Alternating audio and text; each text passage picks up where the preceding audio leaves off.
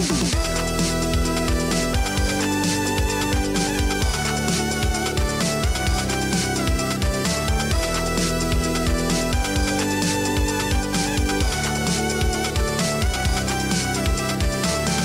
to Free Cheese, episode 285. I'm your Joe Dix, joined by Matt Stoner. Hello. The Free Cheese is a weekly video game podcast about video games brought to you once a week by thefreecheese.com. I owe you a big apology. And big apology. Why? I couldn't get it. It was right in front of me. It was just as close as that little spider web I just grabbed that was falling from the ceiling, Matt. Driving to work last week. Ooh. Right at the little stretch when everything becomes congested. And I'm looking over for because the congestion's where I need to be. I got to get in it. I got to merge in so I can get on my exit ramp. I'm beginning to scout the spot to slide in. And I glance over. What do I see? On the back of a maroon SUV, piloted by a middle-aged man with male pattern baldness and shitty glasses. The license plate, in all capital letters, Bazinga. No. And I fucking slammed on my brakes. I am not the person that ever takes their phone out while I'm driving, except for that one time. But I slow down. I'm like, all right, I gotta get behind this guy. I gotta get my phone out. So I get my phone out. I get camera open. I'm just waiting, and he just kept falling further and further back in traffic. I'm like, there's one point I got over 2 lanes. I'm where I need to be, but I just keep dragging. I'm the traffic jam at this point because I need this guy to catch up to me, and he just keeps getting further, and it was gone. I couldn't get it. I wanted so badly just to say nothing and just send a text message with that. I mean, it was no numbers. It was literally letter for letter. What day was that? Do you remember? Monday, maybe? I think, yeah. Starting off the week, something special if it was on Thursday. Oh, I could have saved it. Yeah, shit. Did you have a good birthday? Speaking of Bazinga? Speaking of Bazinga, yeah. My birthday, yeah. That was fine. Yeah. I've been drinking way too much, man. It's all right. It's birthday weekend. It's to the point where, my headache cure is a beer. I don't know what I think about that. Happy birthday. Yeah. Yeah. What'd Santa bring you? So, I don't know if I said this on air, but I'm going to Vegas in October. No, you barely said it off air until the other day. Yeah, well, I'm going to Vegas late October, specifically Halloween again. Yeah. And I'm seeing Gaga on Halloween. Should be. Yes. And that's a pricey ticket, but, I expected it. Yeah. My sister and my mom, they're both paying the halves of it. That's pretty good. That's a pretty good birthday gift. Yep, and I got socks on underwear. Was Gaga on it? No. Did they make Gaga? I'm sure they do. Why wouldn't they? They have a little monster claw on them. Here, let's do this one. Lady Gaga underwear. Oh, no. Well, she most definitely has a line. Well. Is there meat in it? Found everything I needed to find. Yeah. Jesus Christ. You're not supposed to look at that. That's your cousin. Oh, yeah, you're right. Sorry, cuz. I wasn't looking for that. I just wanted... Yeah. Well, when you Bing it, that's what you're going to find. Let me go to the shopping section. I don't think Lady Gaga's wearing that kind of underwear. If any underwear at all. You don't talk about my cousin like that. Well, cool. Tell her I said hi. Will do. What is her Vegas show? Do you know? Is it just her singing Gaga songs, or does she have a specific set? I think there's 2 versions of it. There's one where she's serious, jazz piano stuff. Oh, yeah, because she did all that shit with Tony Bennett. Yeah, and then there's the other stuff that's her pop set and lineup, and we're going to see the pop set and lineup. That makes sense for Halloween. Are you gonna dress up? I don't know yet. You could dress up like Gaga. What? Just wear meat? One show. She's got more than that. You could do the big bow. I tried to do that when I still had long hair. I tried to do the big. But that's not. It's fake. It's not real. The running joke right now between me and my sister, there was an MTV awards show performance. I think it was MTV, where she bled, fake blood on stage. Oh, okay. And now we're me and her just say back and forth. I wonder if the concert will provide the blood for us or not, if we have to bring our own. So we just want to bleed in the crowd. Just bring a bucket. Yeah. Bring just a throw it in the middle. Yeah, exactly. She does a lot of wardrobe changes. I'm sure she does. When I saw her, like every song, she had a different thing. I'm not shocked. She probably changes 3 times in the middle of a song too. Yeah, she had a bubble costume that was kind of cool. Nothing you say that she wears is going to shock me. No, I'm not looking for shock value. I'm like reminiscing. It was cool. She showed the whole crowd her vagina. She announced it because she had to postpone the show that I saw, and she was like, "I got to do something special for you guys because I bailed on you, so I'm gonna show you my vagina," and then turned toward the she wasn't really showing her. Of course but not. she said it. Mm-hmm. And she said that her manager told her not to, but she was going to do it anyway. It was while she was playing Ballsy. Poker Face, the stripped down version on piano. Mm. Yeah. That's what you wear a bubble costume for. Piano stripped down versions. So yeah, that was quite nice. Went to the Guinness Brewery here in Baltimore, just outside of it. Yeah, how long have they been open here? A few months. Yeah. Because so we did a tour and a tasting, and then we went to eat at their dining room. But they also have like a tap room which is like their casual like bar setup, and of course we went when it was 10 degrees. How the hell did you get down here? Well, we found Mark's replacement for the day. All right. Hi, Oswald. He's like, shit, what's going on down here? Yep. Anyway. Yeah, so we were in the tap house area before the tour and tasting, and I was just like curious. I was like, you guys weren't open for St. Patrick's Day last year, right? And they were like, no. And you're like, yeah, we're already talking about that. Shit.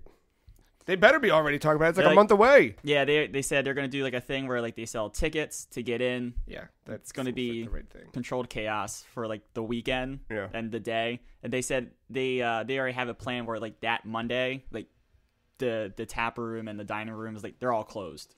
Yeah, because just because of the all the work that they're going to be doing that weekend. Yeah. Nice in the bathroom. I know. Yeah, because St. Patrick's Day is a Sunday this year, which I feel like you get everybody. Get that Saturday night crowd, into Sunday. What's up, buddy? Did you miss being on the podcast?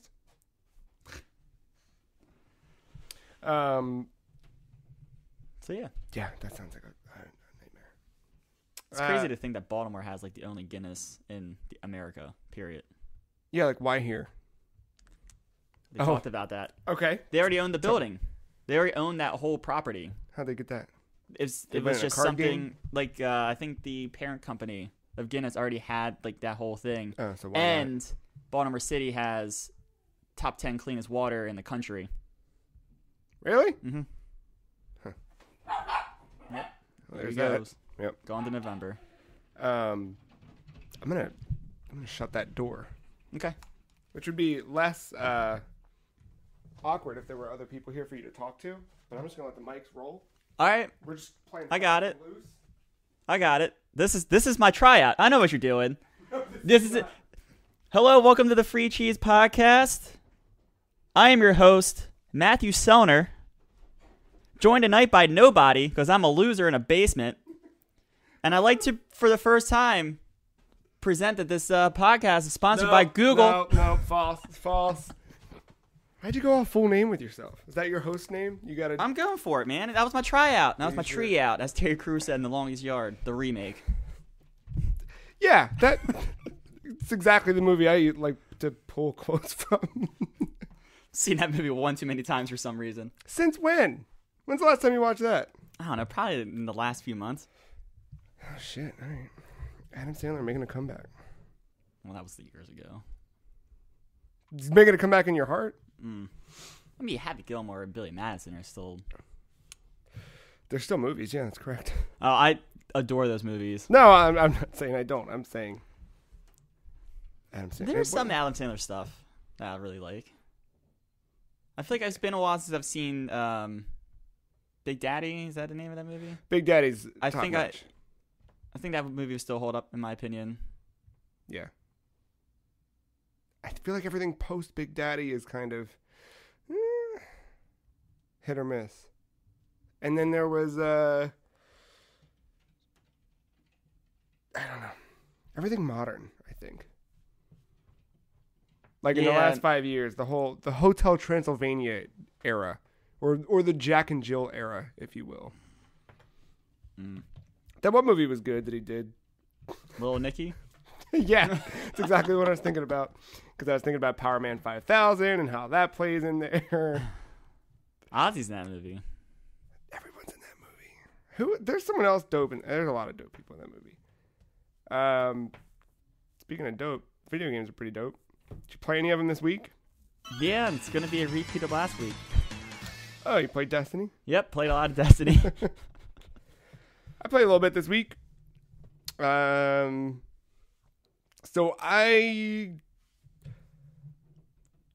started making good attempts at knocking out some of those exotic quests that I have had sitting since the game launched. I'm like, remember that one I was trying to do with the Drang, where you have to kill the fallen powerful? Yes, I remember you.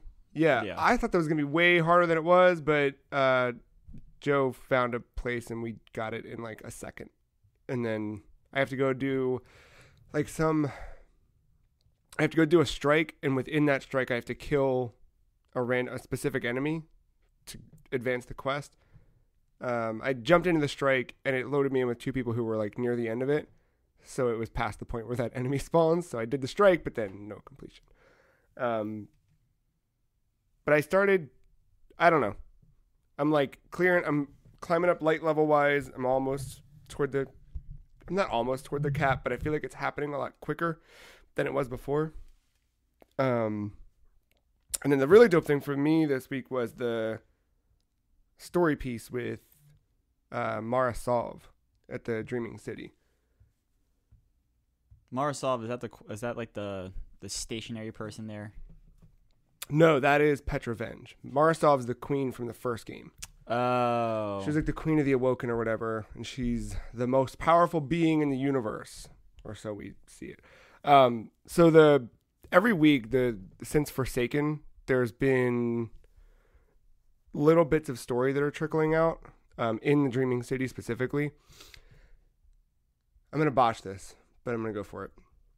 The Dreaming City exists because there's someone who I don't remember, botched it, perfect. They created this time loop. So for us, playing every 3 weeks, or like 3 weeks in a row, is specific content that happens in the Dreaming City, and it's because it's stuck in a time loop indefinitely, which is probably going to lead to some big expansion or whatever. And the reason it's there is because of she made a wish on something, and that's the raid is Riven's last wish. I was going to say, isn't that a name of a raid? Yeah. So they made a wish, and then that caused the Dreaming City to exist. And now that Mara Sov's kind of back, so you remember you played through Forsaken. Mm-hmm. Aldrin's dead, right? Yes, the brother. Yeah. He's dead because some weird space Krang killed him. Yeah, that thing's fucking creepy looking. Yeah, it was real weird. Yeah, I was not expecting that enemy at all. Once we got like close to the end, I was like, that ain't his sister. Like, obviously it's in his head, but like what is making it in his head? And then seeing that demon. Like, yeah, there it is. So he's dead. And then the one thing that kind of sucks is like we've missed the content. So therefore we've missed the content. Like there's no way you can go find some of the stuff that's happened. It's just gone. YouTube, but in the game. So there's been cutscenes where you see Aldrin wake up, or he's revived by his ghost, I think. Or no, his ghost is gone, but he's whatever the fuck. He'll have no memory of who he was, though. So he has no idea that he killed Cade. He has no idea that he did anything he did. So that'll be a thing. And then Mara's mad at you for killing him, or she thinks you're the one that killed him. Which we don't really see who killed him. It cut to black. I assume it was Petra Venge, because I wouldn't have pulled the trigger. That's not who my guardian is. But this week in particular was kind of neat because that's right, it did. This is coming back to me now. Yeah. This week was neat because you get to to Mara Sov. So the way you do it is you have to run a specific challenge that I don't remember the name of. The Ascendant. I don't know if it's the Ascendant. It's something else. There's like a quest step or something. I don't remember. It could be the Ascendant challenge. There is a quest step that like does more story stuff. Yeah, that's the one. Whatever that one is, they get you the queen's offering, and then you have to take it to a specific spot, and then offer whatever it is to the queen. So, so that quest step from her, that's going to be gone on Tuesday. Probably. Oh shit! So I should do that since I have it. Yeah. Okay. I don't know for sure if it'll be gone. I just know that it's probably going to be gone. Okay. We should ask someone. But yeah, you should do that either way, just because it's cool. I was going to hold off on that. I was doing some other stuff, but guess I'll knock that out. It doesn't take too long, I don't think. Like, I think it was like less than 20 minutes. Oh, yeah. That's how most of them are on those planets. Yeah, that's what I have been knocking out lately. Yeah, you run a thing, and then you get the offering. You go to this little spot, and you can do this each week. Like, there's a new one of these. This one in particular, you go there, you get to where she is, and she's just kind of like hanging out on this throne, just looking at you. But as you walk in and you kind of, she's like off in the distance, it just seems, it was my first time there, so I didn't have like, maybe for some returning to it was like this, you know, all right, let's go check in with the queen. But for me, the first time being there, it was really ominous. Like, she's just kind of sitting on this throne, like, it's empty. There's nothing. It's like fucking when you came here today and walked downstairs, I'm just down here alone in the basement, except like it's my basement. It's not this scary ass fucking altar in the middle of nowhere. She's just waiting as if for me. You get there, you walk up, and she says something that, something to the effect of like, no matter what happens, you should choose a side, even if it's the wrong one. And then she says something like, it's the last time you'll see me for a while. Something like that, and then she kind of disappears, and that's it. But you look, and on the, she's got these, like, not pools. It almost looks like a fountain with no top. Okay. It's just like a base, but it's got these projections on it. And one of the projections is something. The other one, who cares? It's meaningless, or maybe it means something, it just didn't mean anything to me. The other one is the fucking weird pyramid-shaped ships that we saw at the end of the campaign. Oh yeah, that, like, I forgot about that. Yeah, she's got this thing where she's like observing them or something, and I don't know. And apparently, I missed 20 weeks of content, so I don't know the exact whatever. But along the way, there have been all these little hints that she kind of knows what those things are. She's been off preparing for whatever that is. And that there's some sort of war coming. Great. Which that's probably what the fall campaign or whatever will be. Because we know right now we're in the season of the Forge. Then it's season of the Drifter. After the season of the Drifter, I think, is the one we don't know. But yeah, that's the part of Destiny that I like. All that weird, dark shit, that side of things. It seems creepy and fucked up, and I don't know. Well, speaking of things you like, the allure, yes. I like PvP a lot. Yeah, you do. So I decided that with the release of the new weapon this week, the Last Word, figured I should go out and get it, and I did.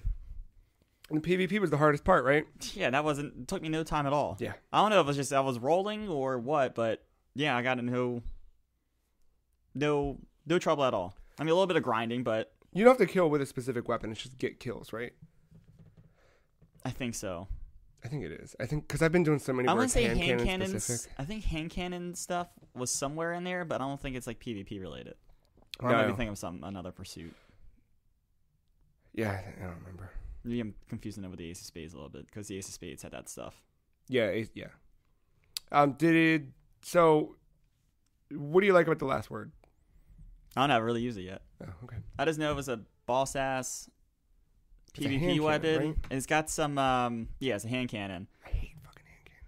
But there's like a hip fire thing where I think if you land so many damage or hits in a row, you get extra damage from the hip. Oh, that's cool. So that's what makes it a little OP in PvP.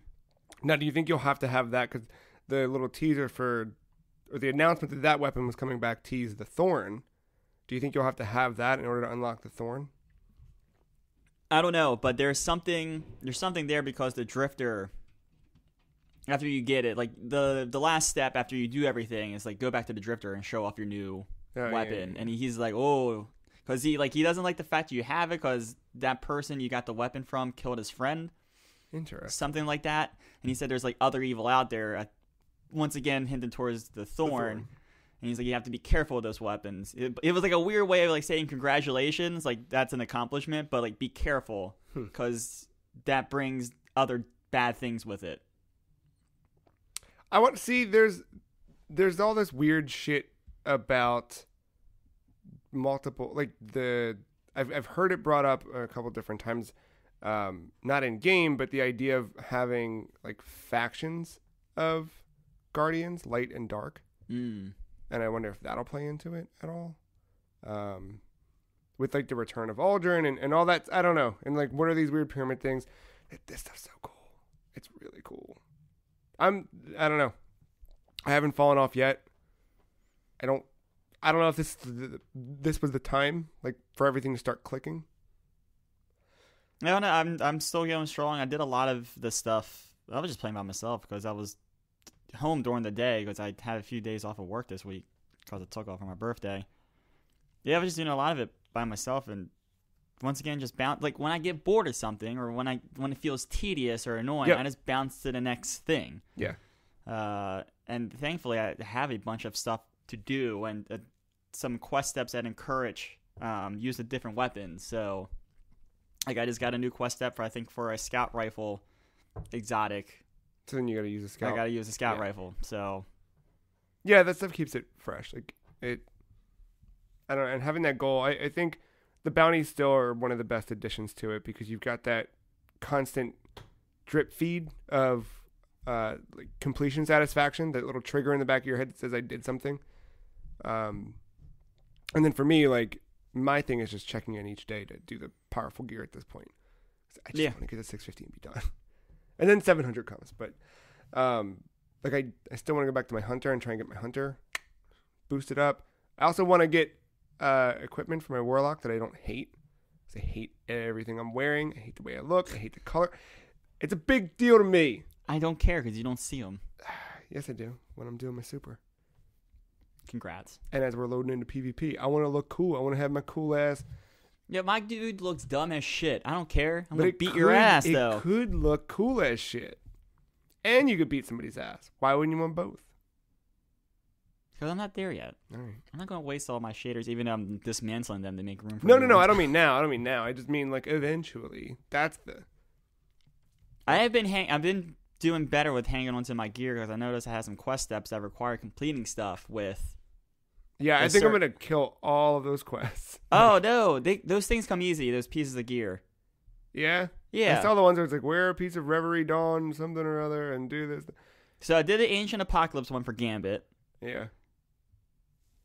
I have now done the Wing Contender one for Crucible. Okay. I'm missing, I think, boots or arms for the Vigil, which is the Strike playlist. Yeah. As soon as I get that, completing a strike's easier than winning a game of PvP. Yeah, no, that's really easy. So, and then I get those. You just have to be you just can't dismantle things right away. You have to look like, oh shit, that's the thing I need. Keep it, even if it's not powerful. You still hang on to it because in PvP or Gambit, well, kind of Gambit. Yeah. Your level doesn't matter. Yeah. And then the strike playlist is over 500, and any piece of gear you should be getting now is at like 550 at least. Yeah. Fuck. Something just to be conscious about. Because I was seeing, I was like, oh. And what do you get for, what are the rewards for completing the quest? I think it's a powerful. Fuck. All right. I think it is. Could be totally wrong, but it's just another pursuit that I'm checking off instead of just getting rid of. I haven't thrown any away yet. I've just hit that point where anything that has a fusion rifle involved. You throw them away? Yeah. Even, maybe I'll. Which one's fusion? How does that fire? That's the one that's delayed and you hold it in. That's the Telesto. Got it. That's kind of cool, though. Now that I have a Telesto, that was a random drop I got. The one, I started using Crooked Fang because I found a way to cheese one of the things, and that's a fucking... I forgot how good I had that one for a while as a heavy, but... Anyway, Destiny. I like that game. Yeah, I kind of do, too, somehow now. Yeah, I don't... Yeah, still cranking away. Nothing changed. It really didn't. I don't know. It's just right time, I guess. Fuck. It really didn't. Yeah, I came home from work Friday. It snowed. So I left work early and came home and I think I was on that until midnight or whenever the hell, because you came home. You went out. You went to the hockey game. Yeah. And then you came home and jumped on. And then we were on until like 3, something like that. Mm-hmm. And then I woke up like 8:30 yesterday and got right back on. Yeah. It's fucked. Yeah, did you play anything else outside of Destiny? So I feel like I've aged 5 years playing this game, but my game clock only says I played it for 2 hours. Resident Evil 2. Oh, yeah. I just keep crawling through it. Yeah. How's that going? Ugh, my God. It is fucking terrifying. Just every hall is tight. You can't see shit. You can really only see shit if you're, like, you have a flashlight, and at least it doesn't do any bullshit with, like, batteries or... So you can just leave it on constantly? Yeah, I mean, like, it comes on automatically as soon as you enter a dark area. But it's like, I feel like I don't get the right kind of shine unless I bring up my sights. So, like, I'm moving slow. And now I'm at the part where, like, enemies are fair game.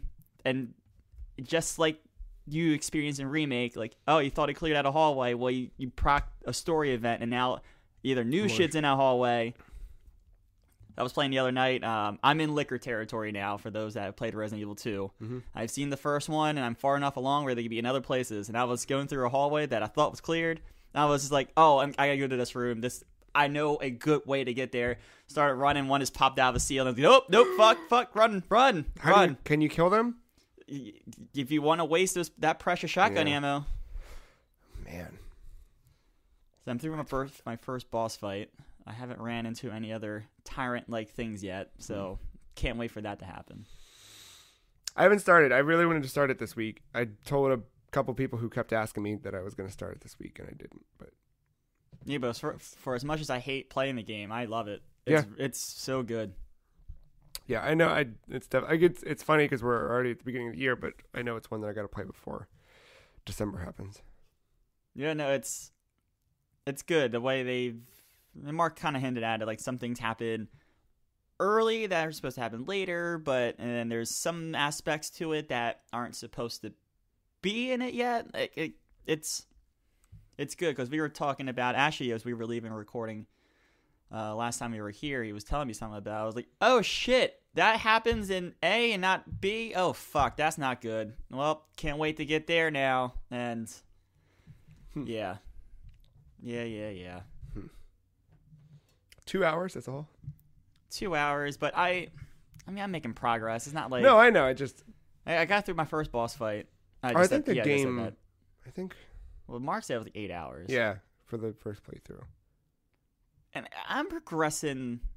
2's good. I mean, it's a quarter of the way through if my math checks out. I feel like I'm progressing at a fine rate, though. Like, I'm trying to think, because I did play... I said it the other week, I played a lot of this on Vita and was following, same story beats. Yeah. I'm moving. Yeah. It's just, they do a really good job of having you play Claire, because Birkin in this game, like, he's in the original game. I think like the opening cutscene of the game is how he became disfigured and essentially a tyrant.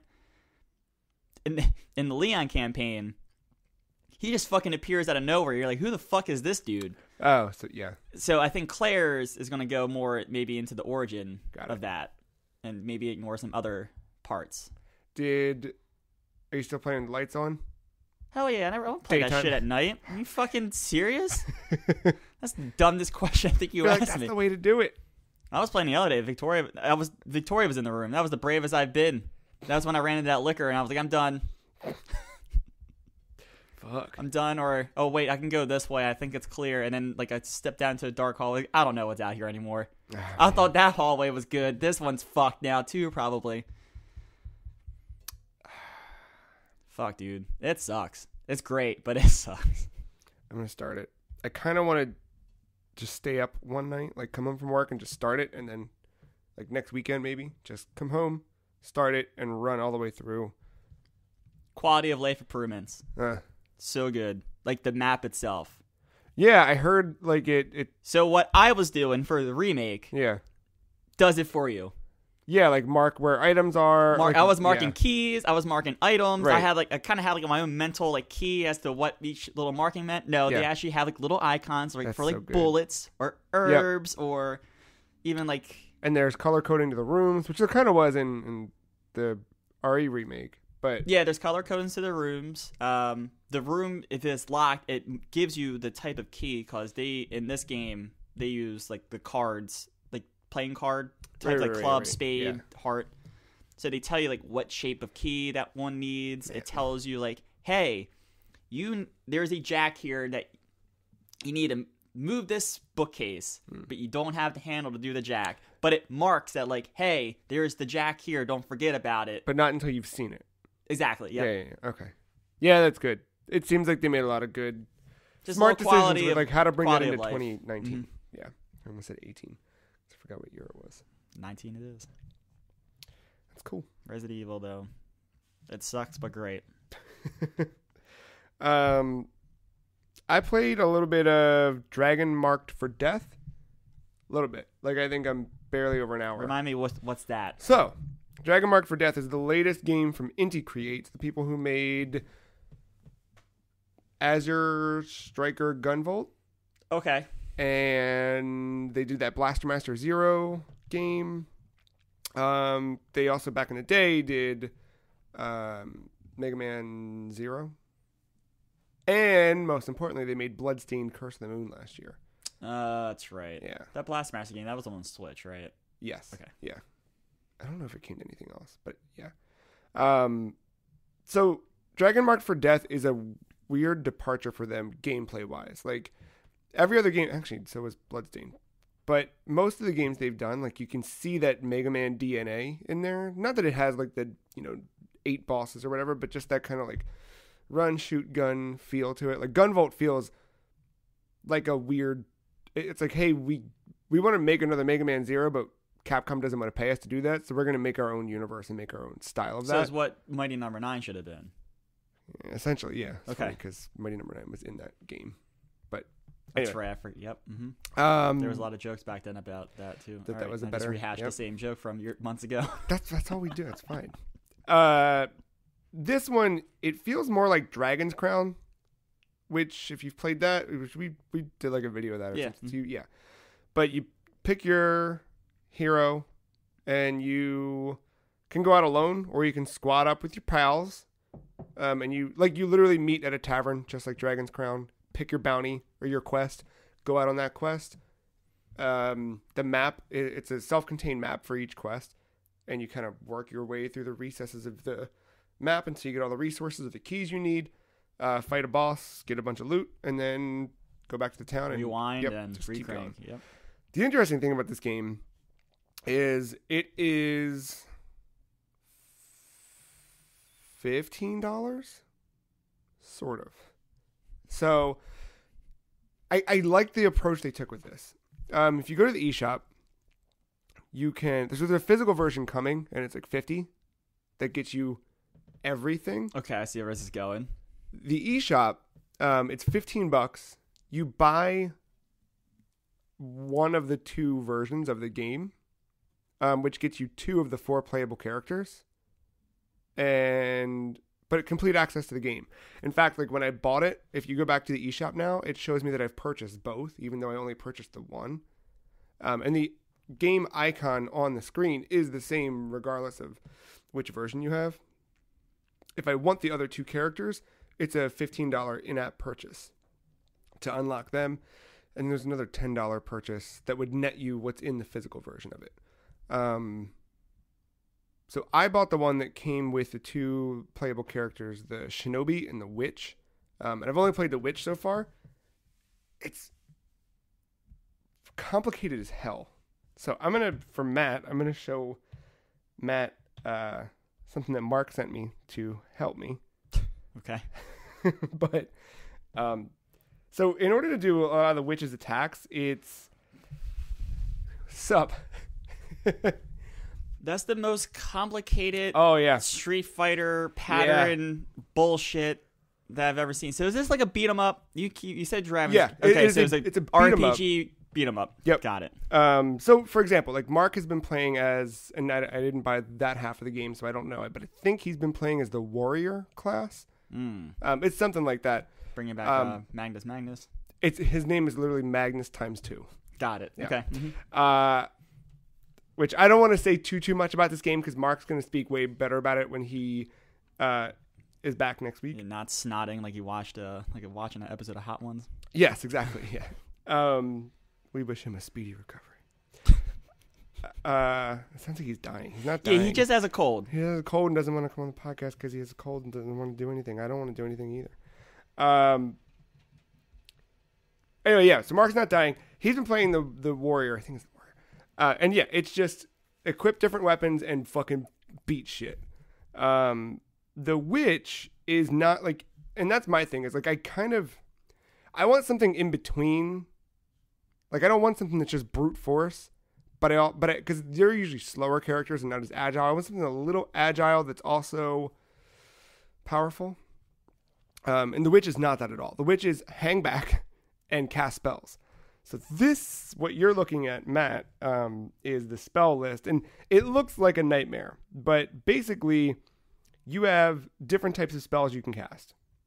Let's just say her standard thing, she can you tap Y and you'll shoot an orb forward. There you go. That's it. But it's very little damage that you do. So you can cast spells by hitting the R button, and then you input a spell.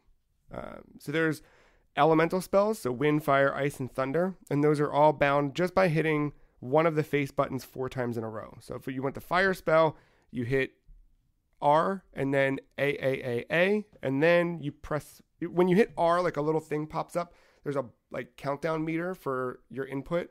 You need to put it in before that meter goes away in order for it to count. Once you do, it reverts back to regular controls, and you have a limited window to cast that spell before it also disappears. So R, A, Y, and that'll cast fire. Great. Well, you can see here on the screen, there's ways to power it up. So you just hit BX to power up that spell, so to make it a stronger fire spell. Then you can also turn that spell into a homing spell or a condensed version of that spell. So homing with fire is going to make it kind of like a fireball that or homing. I don't remember anymore. I'm all fucked up. But it's all right. One of them does a ball that just kind of shoots forward slowly. The other one does meteors that just rain from the sky. Okay. And you can combine all of these, right? So you can combine fire with power up, and you can power up more than once. Now, obviously, the more spells you start to rack together, the shorter that meter burn becomes. Like you need to be quick. So at a certain point, like when we're in a boss fight, we were doing this one where it's not. Most of the levels I've played are these big stretched out, maps that you go across. But the one we did was it starts on a boat. And you're literally just on a boat. You have to climb the sails and kill this giant kraken that's like slapping the ship and everything. So that one, like I'm just sitting there just like BX. And you kind of like, you can do it in any order too. So I like will cast my power up a whole bunch of times and then cast fire and then change it to the homing one. So it just rains down bullshit. But you can see like you can heal yourself. You can levitate. So there's a levitation spell that lets you get higher up. It's complicated, but there's like a weird sense of satisfaction with the witch. I was just about to ask you, is it satisfying when you pull it off? Yes. And it hurts when you don't, but there's that feeling of just like, fuck yes, I did it. Like it feels like getting a really good fighting game combo down. It just leaves you so vulnerable because literally like, and the other side of it that kind of sucks, like we're running through and you can kind of like split up and go any way, right? Because you're playing online with each other. Or you can do local multiplayer, but you can kind of go wherever on the map. Mm-hmm. And the part that sucks is like I got up to this enemy and Mark has been playing this game a lot. So his character's pretty high level at this point where I was probably like half his level. I can take this enemy out. I just need to cast a spell real quick. So I'm in the middle of like all these fucking button inputs and then Mark just walks up with an axe and just I was like, well, there goes 15 minutes of my life. It's really cool. It's a weird like turn for them Like, it just feels different than anything they've ever made, or at least playing as the witch does. But even the like setting of this game, it's more of that like pastoral medieval age kind of like it feels like they just made their version of Dragon's Crown, which is not a bad thing. But yeah, it feels weird for Inti. You should come back to Dota. Okay. Because there's a character that's named Invoker that you fucking make spells with them. You cast. He's got the 3 element combinations, and that's how. So like typically you have your Q, W, E, and R, and then like sometimes like an F for like the 5th thing. Well, it's like Q, W, E is all his elements, and if you put them in a certain order, you make a spell that gets banked into the R or the F. That's really cool. And yep, that's kind of cool.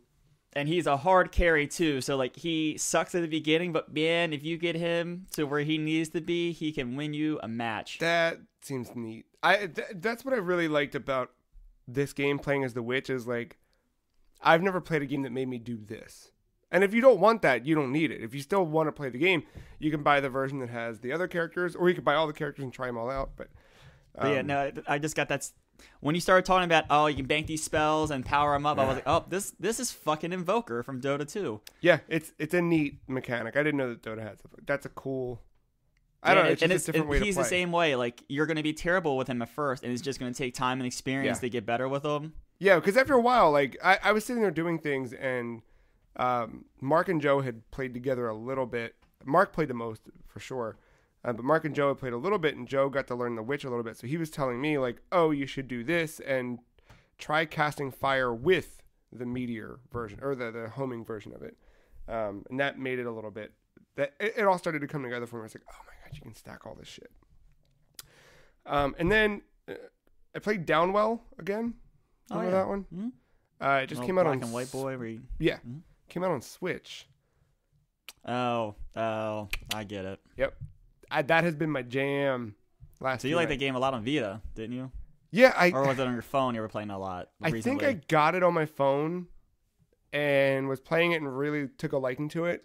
So then I bought it on Vita because I wanted to get trophies, and then I think on Vita, in order to play it in Tate mode, you still had to like use touch controls. But Vita or Switch rather.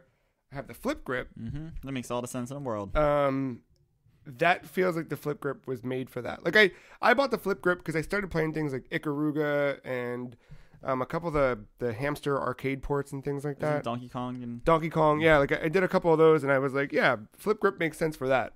No, flip grip is made for Downwell. Like fully, that game, it just feels so good. Man, sorry, this fucking oof. Hit me. Just having the joystick and the button controls all in one. My favorite part of that game. So Downwell, if you haven't, just to catch someone up in case you haven't heard of it. Made by one dude whose name I can't remember.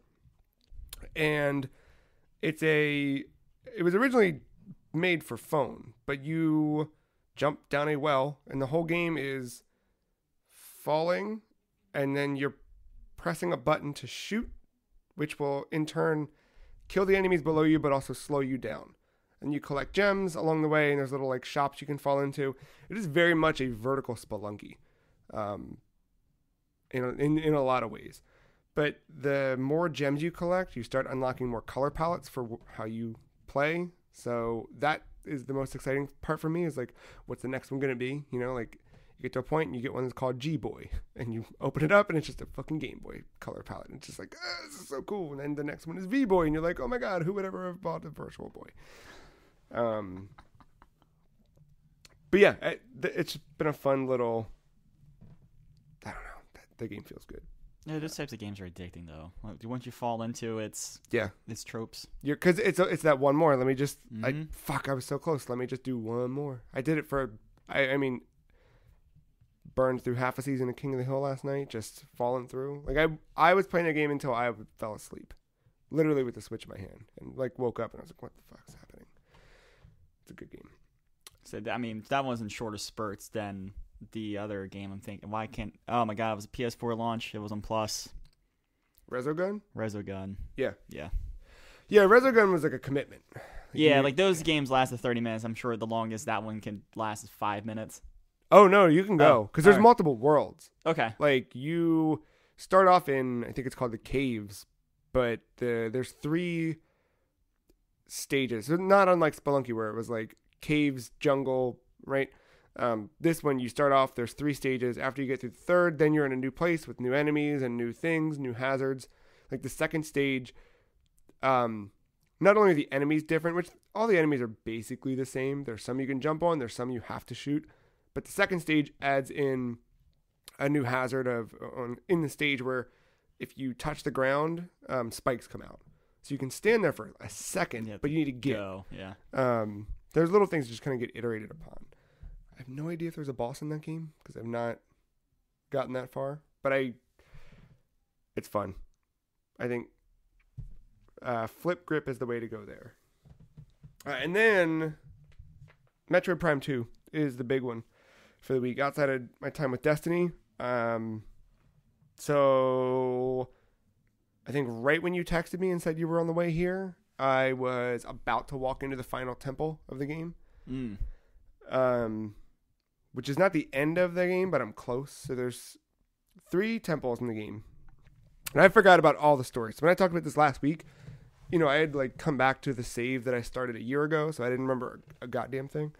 But I spent part of the week, cooking and stuff, listening to a bunch of YouTube shit about a lot of Metroid lore, but also recapping what happened in this game, because I was like, wait, who the fuck's this guy that keeps telling me stuff?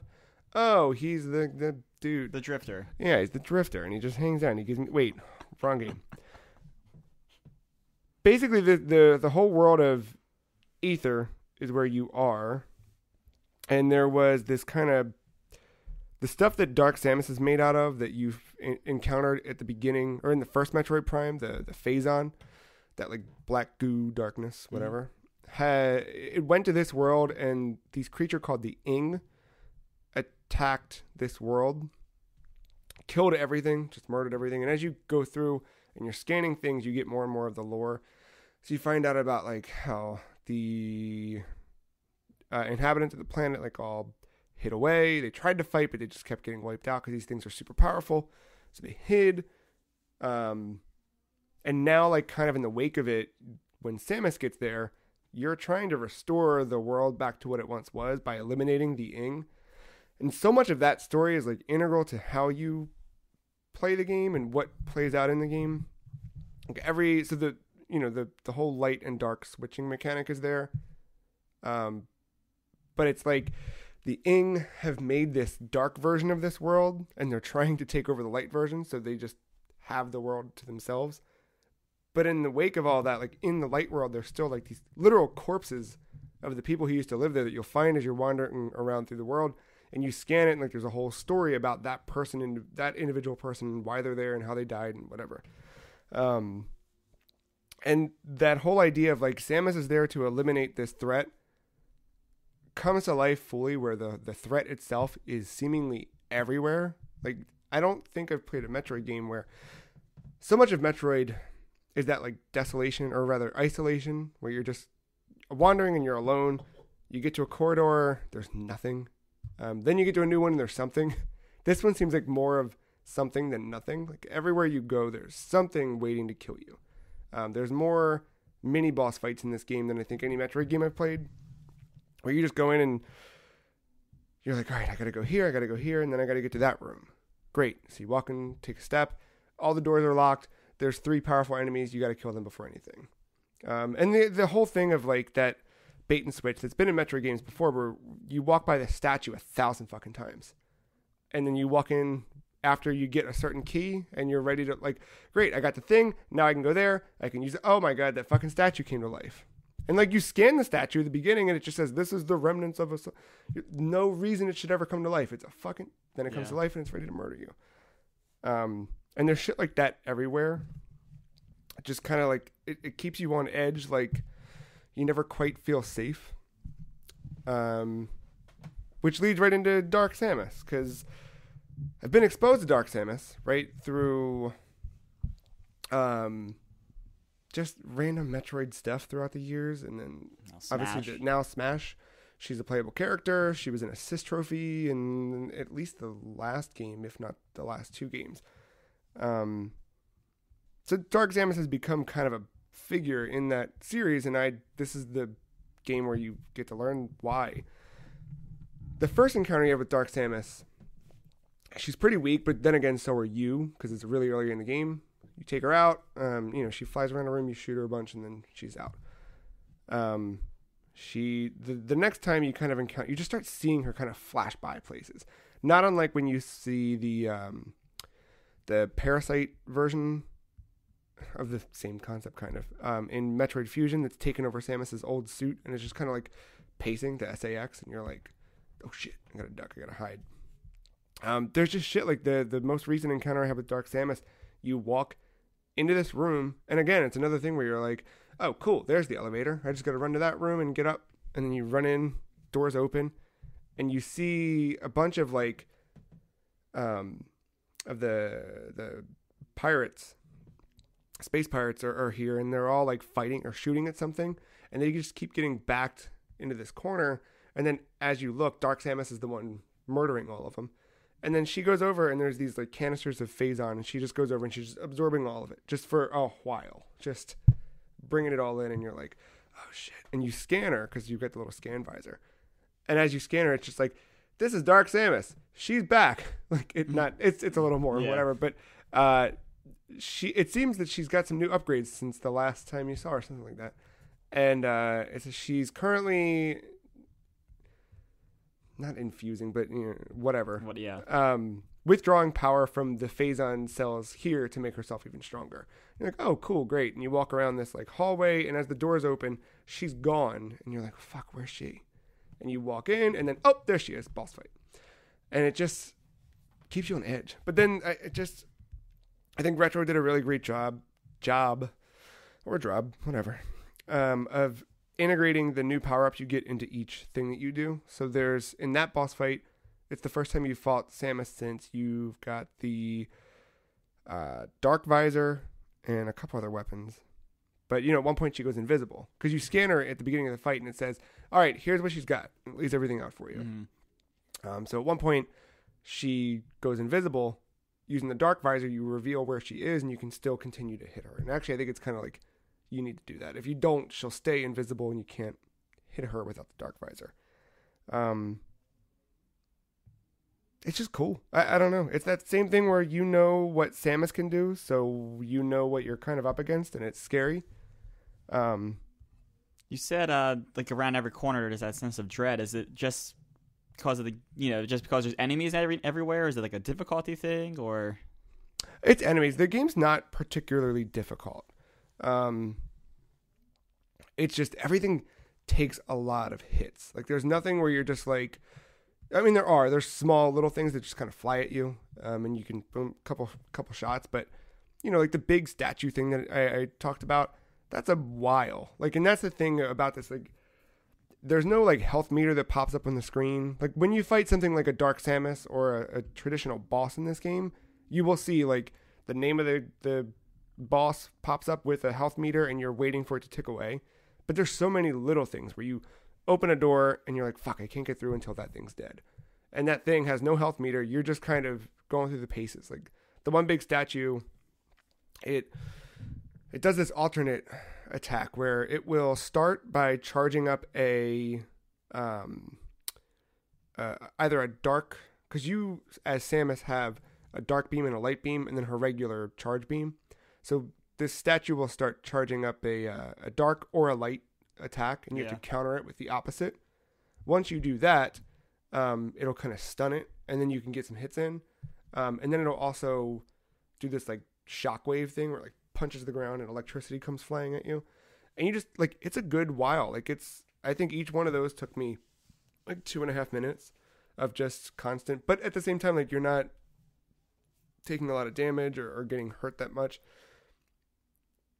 I feel like most of the enemies in that game are like that. Just do that. It feels like earlier today when I was playing, I felt a lot of Bloodborne vibes. That kind of just like, it's not hard if you're not an idiot. Like, if you run in and you think you're just going to kill this thing, you're going to die and you're going to have a bad time. It's going to be a difficult game. But if you take it for what it is, you take your time and you do this scan the character, read what it says. Okay, great. This is how you defeat the thing. So then you know what I mean? Like, it all makes sense. I'm glad you thought Bloodborne was easy if you took your time.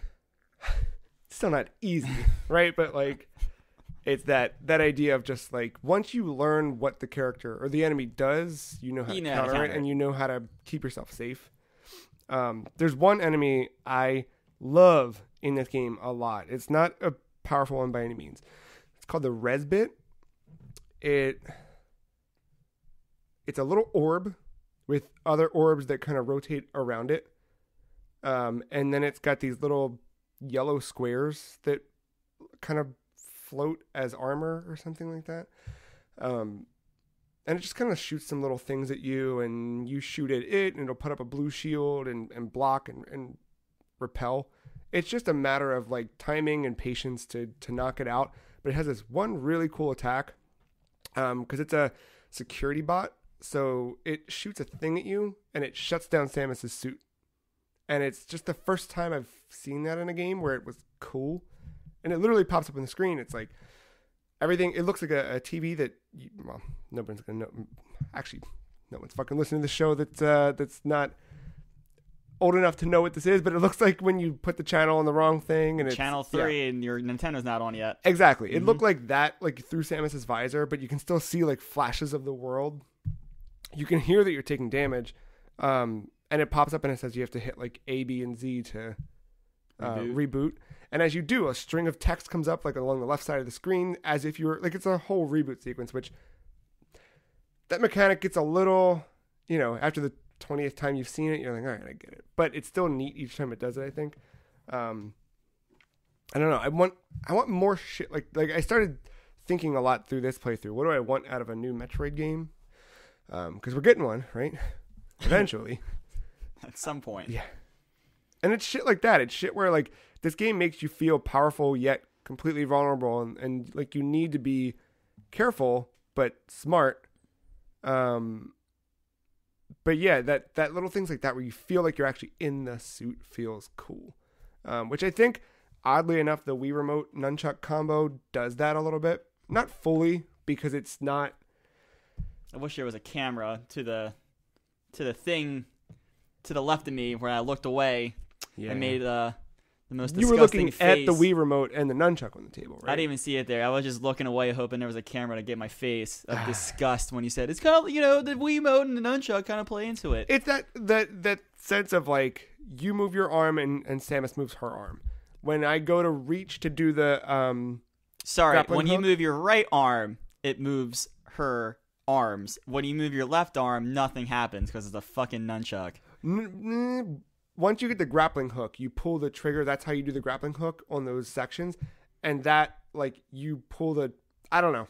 I feel like it's not fully there. It's not all the way there, but there's something neat about it. He had me, and then he reminded me you're playing with a fucking Wiimote and nunchuck. No, so that's what excites me the most is, like, about this game hopefully coming to Switch, is I want to go back and play it with traditional controller. I like how he said hopefully coming to Switch, like it won't come to Switch. What, do you think they're going to put a new game on the Wii U? No. I mean the trilogy. I want the trilogy to come to Switch. Okay. I thought you were talking about the new game. I'm like, no. Yeah, they're going to... Of course they're going to put it on Switch. Or Switch 2 by the time it comes out. Yeah, I know. Switch U. Oh, God. What a world we could live in. God. Also, I hate the dark suit in this game. Is that the one with the big ass shoulders? Yeah. That, like, bronze ass thing. Yeah. It's just ugly. And you're in it for most of the game. Once again, thank God you're not seeing it much, right? No, you do. Every time you go to an elevator, it spins around. Every time you go into morph ball mode, you watch it. So I know the morph ball and the cutscenes. Yeah. Cutscenes, which there's not a ton in this game. There are, but... I forgot about the elevators. There are a lot of elevators in the Metroid Prime game. Yeah. A lot of elevators, a lot of... And then the morph ball is a thing, but once you get in the ball, you don't see it. And when you roll out of it, it zooms in right back into her face. Yeah. So you don't really see it for that split second. Screw attack. I just got the screw attack, which is a lot. I don't remember. I don't think screw attack was in the first one. If it is, I'm an idiot. But I wouldn't remember. I was wondering, because I got to the puzzle to get the screw attack, which, another thing, man, this game just makes you feel so smart. Like, because you're like, wait, how do I, like, you just start to learn the way that they construct a puzzle in each area of the map. It's all just about, like, get the thing, right? Like, you're always trying to get the next thing that gets you to the next thing, but solving the puzzle to get there, getting to the right spot to get there. So when I see the screw attack behind the walls of this puzzle where I'm like, all right, I got to figure this out. I was like, how the fuck is the screw attack going to work in this game? Because I know how it works in a 2D Metroid. You just... but it feels so good. Like, there's just a good cadence to the roll and the jump and the arc of it all. It's a good game. I'm hoping... I kind of want to beat that today if I have time. Because I'm close. Real close. And other than that, that's kind of it. I think. I don't know. Go buy a flip grip. Because Downwell's pretty dope. The one interesting thing about Downwell, I forgot. That dude made that game and then went to work at Nintendo. And then on the 1st of this year, announced, I left Nintendo. No idea what he worked on while he was there. Sounds like he worked on Metroid Prime 4. That's exactly what it sounded like. No, I don't know what he worked on, but he said, like, hey, it was a great experience for the last year. Or I think he was there for a year. But I want to go back to making small games for myself. So, curious to see what he makes. Metroid Prime 4. Metroid Prime 4. You want to take a break, or you want to roll right in the news? Roll right into some news. Good, all right. You write down that little time code there. Oh, yeah. What's that? No, just a little time code. I get what you're doing. Little time code. Drop in some hot music right there. Let everybody know we're talking about news. Oh, the news. 8-Bit Doe, I never will get that right, announced a Bluetooth Genesis controller. Yeah, that was weird. Good for them, though. I like it, man. So they had announced the... Where is it? They had already announced like a different type of Genesis theme controller, but they're just making more and more and more. So it seems like they're starting to tap into the Sega market the same way they did with the Nintendo stuff over the last few years. I don't know, that company makes really, really good stuff. And there's nothing stopping it from working on the Switch, right? No. And the neat thing about them is they're also making a retro receiver for the Genesis the same way they did for NES and SNES. So you can actually use these controllers or any Bluetooth controller with your Genesis if you want to. And then they made a thing for Switch. I think they made one for the PS1 Classic as well, and the NES Classic. Things that plug into those consoles, and then any controller can be used with it. So I've toyed with the idea of buying one for Switch for a while now. But I really like the Pro Controller, so I don't care. I said buttons-wise, wouldn't there be enough inputs on that controller? Which controller? A Genesis controller. Because you got 4 face buttons. 2 of the other face buttons could be mapped to like L and R, and then you got your Don't they did they not have bumpers?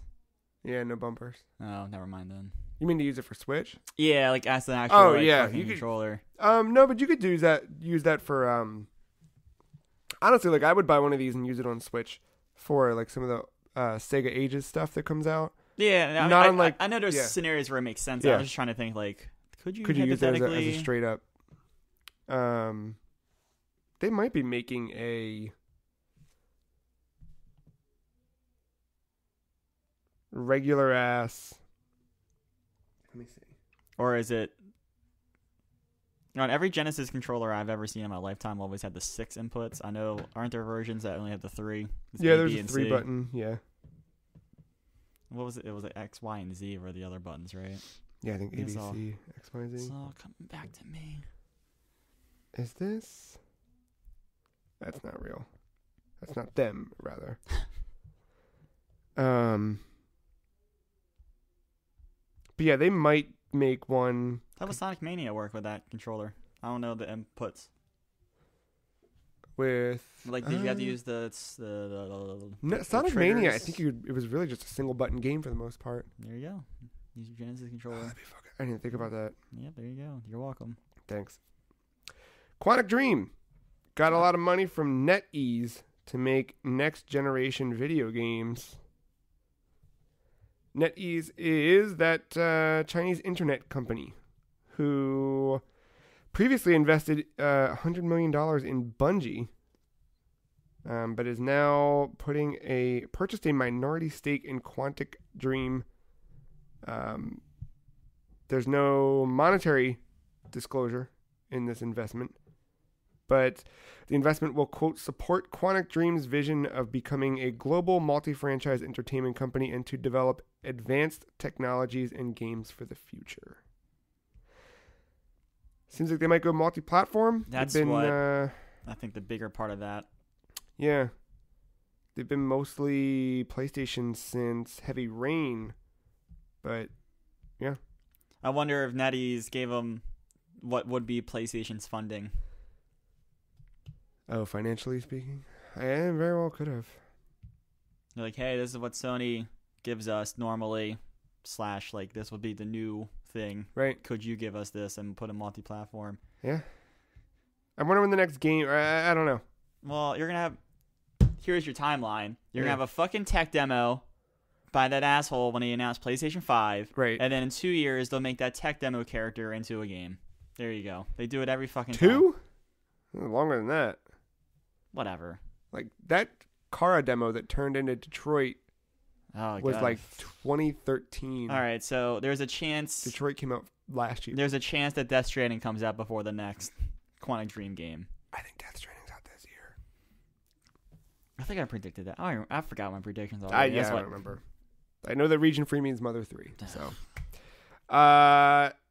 So these were weird stories this week. I'm going to read 2 headlines to you. Actually, I'm not going to read that headline because fuck you for that headline variety. Whatever. State Farm drops into esports sponsorship with Fortnite player Dr. Lupo. There's headline number 1. And headline number 2, Wendy's is Twitch streaming Overwatch on PS4. This stuff's getting somewhere, huh? Yeah. Like, now it's a thing. The fact that State Farm, the folks that... Jake. Yeah, exactly. Old Jake's out there selling insurance and playing Fortnite.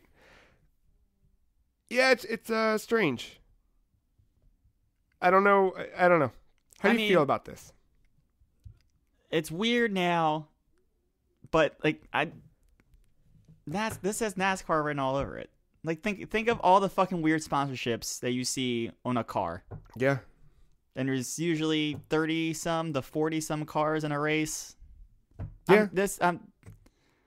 It's weird, but it's not too far-fetched. I mean, I think this is it's been going this way for a long while. It's just, I guess it's something like Fortnite. It took something like Fortnite's popularity to kind of get bigger companies to go, okay, great, because we've had whatever, but a lot of that stuff, you could see the pains of that growth with stuff like the Doritos and Mountain Dew stuff. I texted you that headline last week to say, oh, welcome, thank you for supporting Team Liquid, but like Honda is the official sponsor of Team Liquid now, and I think it's across all their esports. Yeah, it's happening. I think I said this a few months ago when we started talking about another esports headline, but the next thing that's going to probably happen, and it's going to get ugly before they fix it, is the players are going to have to kind of do some unionizing. Because right now, they can probably cut bait with players with, they have a contract, but it's probably, they need to have some regulations to that shit or it's going to get out of hand. Yeah. So, that's probably the next step here. And it might take 10 years or who knows what this looks like in 10 years, but that will have to get ugly before it gets better. As most things do, right? Yeah. But yeah, whatever. More money in video games, more exposure, and with that exposure, probably more money for developers at the end of the day. Maybe I don't know how that money comes around like that, but I don't know. It's kind of when it's done right. I think it's fun. I don't know.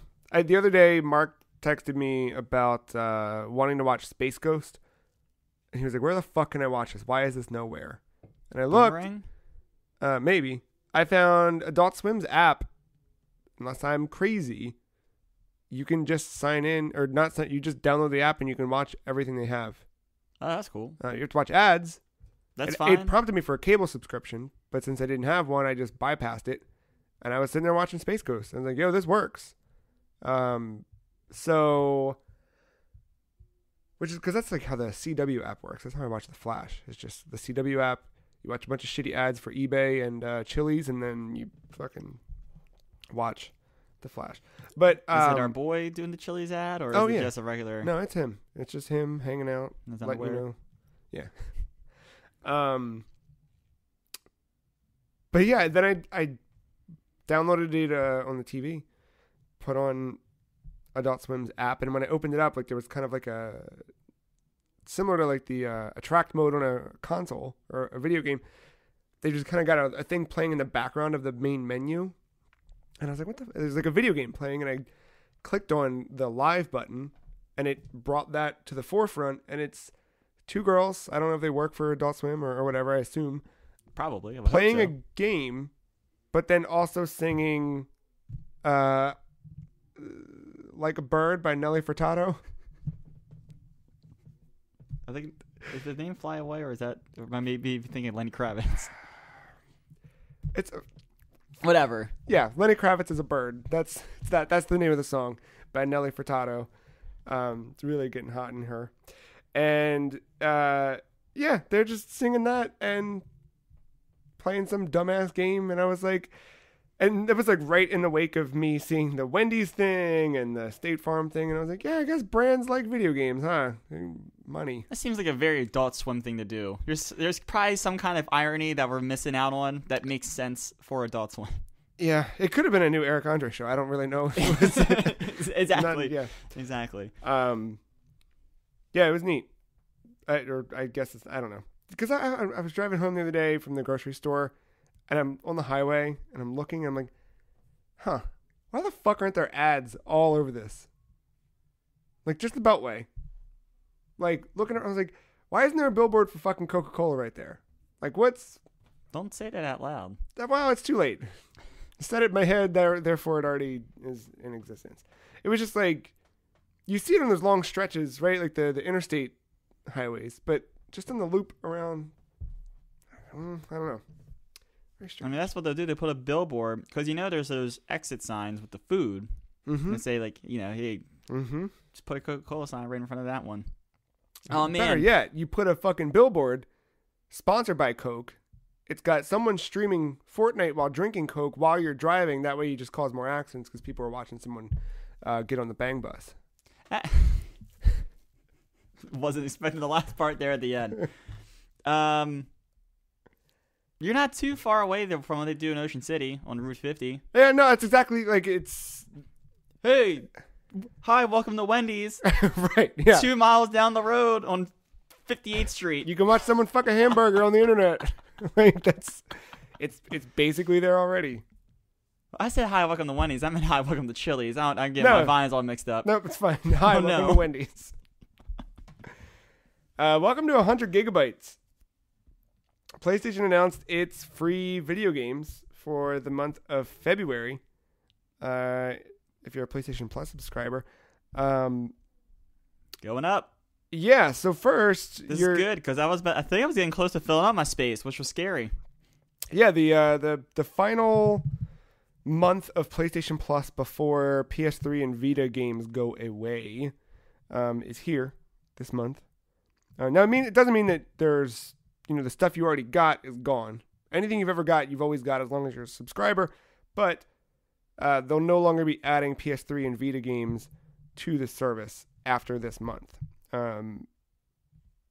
But after the service reverts to just PS4, 10 gigabytes of iCloud, 10 gigabytes of cloud storage space for PlayStation Plus increases to 100 gigs for your save games. And then, you can play Hitman, the complete first season, For Honor, Dive Kick, Metal Gear Solid 4, Gunhouse, and Rogue Aces this month. I think Metal Gear Solid 4 is a fitting end to the PlayStation 3. Yeah, that makes sense.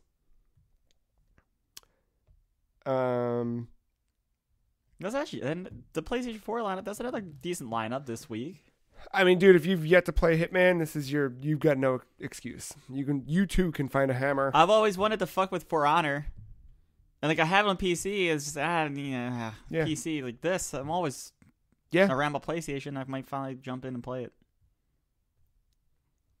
I probably won't, but okay. That's like what is that? What kind of game is For Honor? It's like that sword dueling game, but it had all kind of systems in it for like blocking and parrying and stuff. I knew it. Speaking of Sony,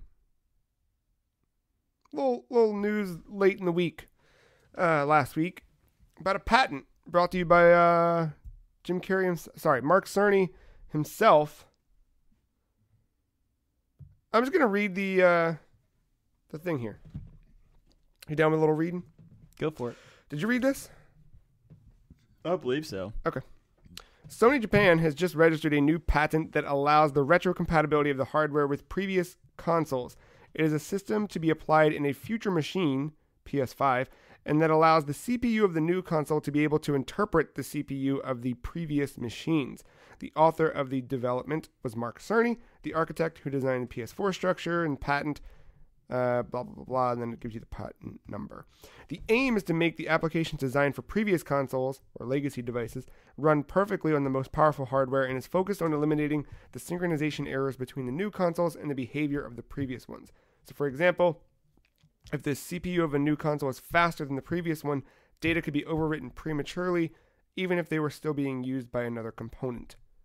PS5 would be able to imitate the behavior of the previous console so that the information that arrives at the different processors is returned in response to the calls of the games. Most of that makes no sense to me, but what it does make sense is that hopefully PS5 will have full backwards compatibility with the entire PlayStation suite, which is kind of what I've hoped for forever. I don't know. What do you think? It'd be interesting. Like, I hate that PS4, there's no PS1 classics. Like, I hate that I can't, in the same way. Put in your like Xbox, like put in your disc. I hate that I still have to have my fucking PS3 set up right there. You know? Like, whatever, it's fine. But every time I load up the PS3, like, that store is so slow, the console's slow, it's just, you open the friends list and it doesn't work because it doesn't know how to talk to PS4's friends list. It's just a fucking mess. That XMB is still dope, though. The XMB is real good. But it doesn't feel the same. Like, I want to be able to go to the download list on PS4, go back and go, yeah, I want to play fucking Metal Gear Solid 4. Yeah, that I never bought, but whatever. Like, I've got, I never bought that either. The fucking Mortal Kombat arcade collection for PS3. Uncharted 3. Yeah. It's the only one I bought digitally. Yeah. I mean, like, at the beginning of this console cycle with Xbox One and PS4, it was very much like, fuck last generation, let's move forward, but also let's just resell you everything, right? Like, we had all those HD remasters at the beginning of this console generation, which was fine, but then I think Xbox set a precedent with that backwards compatibility stuff, a pretty good one. And I'm not asking for the ability to pop a disc into this new console just because I don't expect it at this point. I just don't. Sony's done enough in the last few years to double down on not doing that stuff to make me kind of just, my expectations very tempered. I think it'd be dope. I think it'd be great if I could pop something in. It would read, again, just what Xbox is doing. Or better yet, have a digital marketplace that matters. Like, if you can put it up, put it up. You know what I mean? all those PS1 No. classics. Oh, Like yeah. just Yeah. fucking do it. Just put it on the thing. I mean, that'd be cool, and maybe I don't know the networking infrastructure of it, but maybe that will fix all the PSN weirdness with Legacy. Like if you changed your name with Legacy games, maybe if everything filters through PS5 and the account on the PS5, it will make name changes a little less sketchy. Yeah, because that was one of the weird things about the name change was like losing progress in PS3 games or whatever. Yeah, I'd be okay with that too. I would keep my fucking dumb name the way it is forever if I could just play old games on my new console. Yeah, I'm too. After all, I mean, has that beta rolled out yet? Yeah, I think so.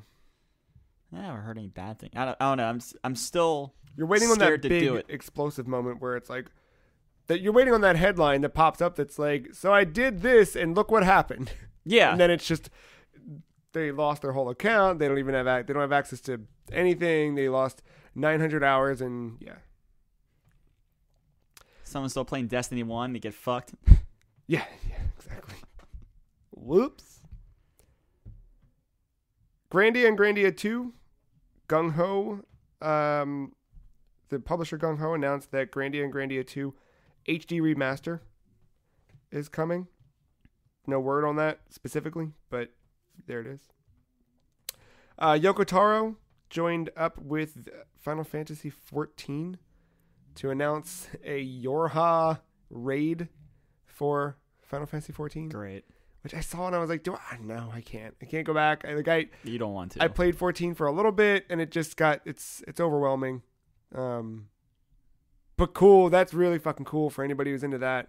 Like if you're already playing Final Fantasy 14, I think they've done a lot of cool crossovers with that game between Monster Hunter. Yeah. Mm-hmm. Yeah. And then just like the way they've integrated other Final Fantasy properties into that game. They do those events where you can get fucking Cloud's sword and Lightning's hair and whatever the hell.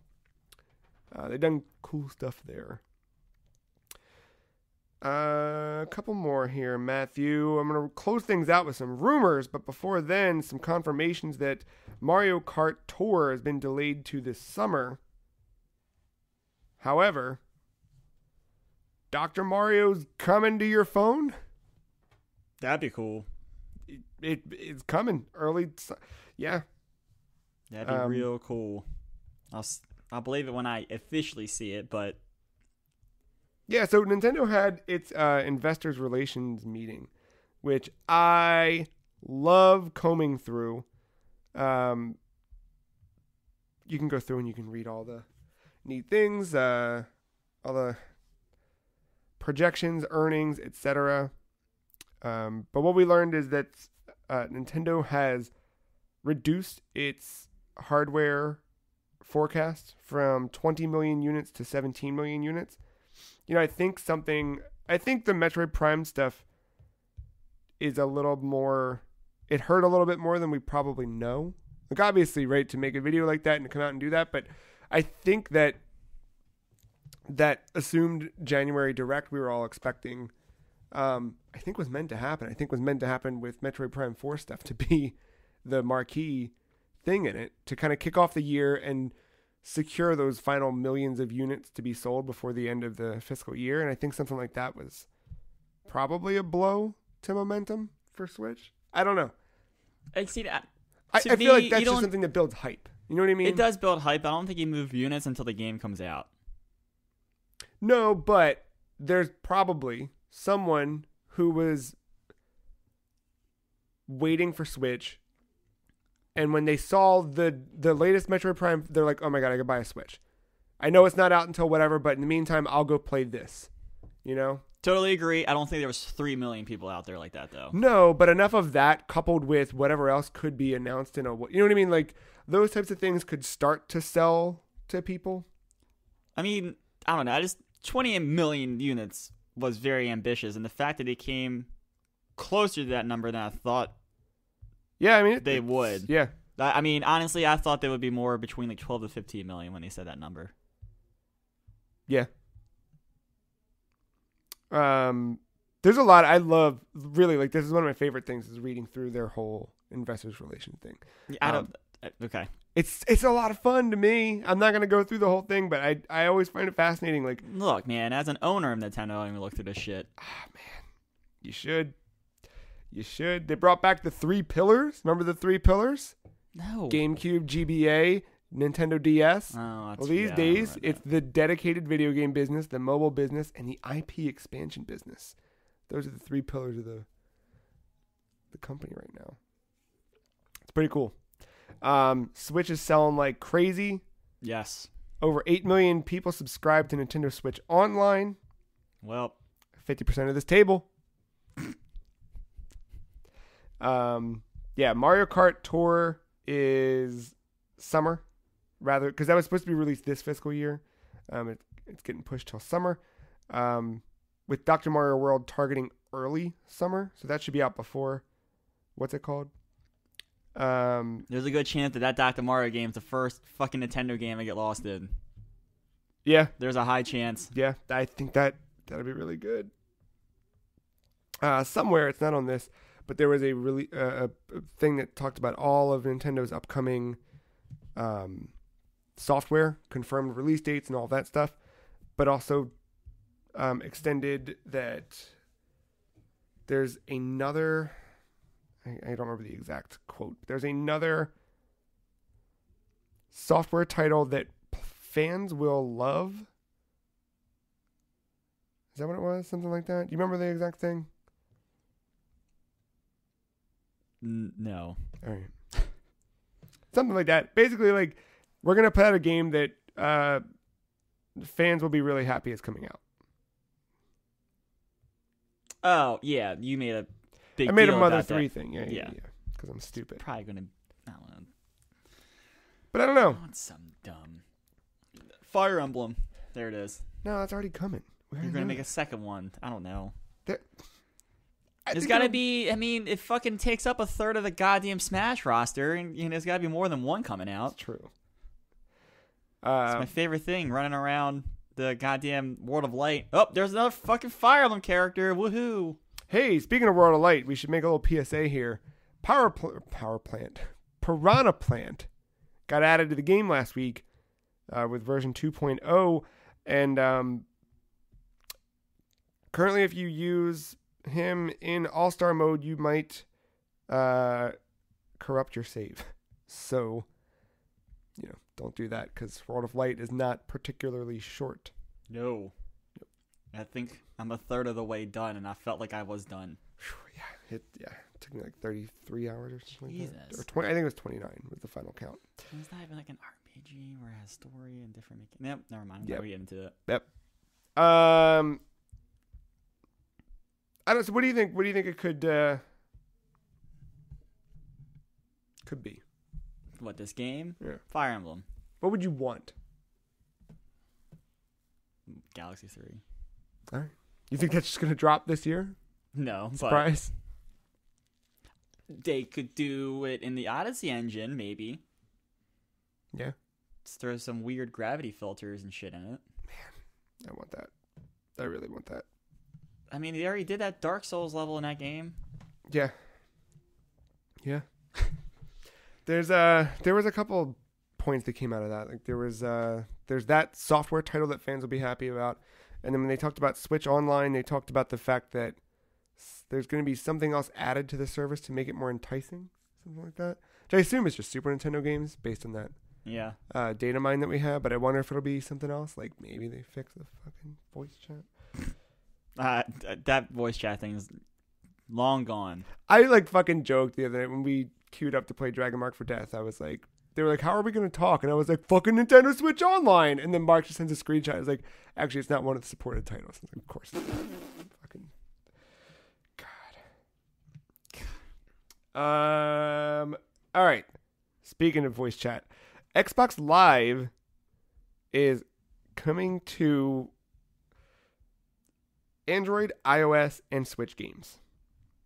A Microsoft session at GDC mentions that Xbox Live will soon have a cross-platform developer kit that integrates the service into Android, iOS, and Switch games, so your achievements, clubs, friends lists, and more while on the move. and you can pick up some experiences where you left off. Not sure what that means.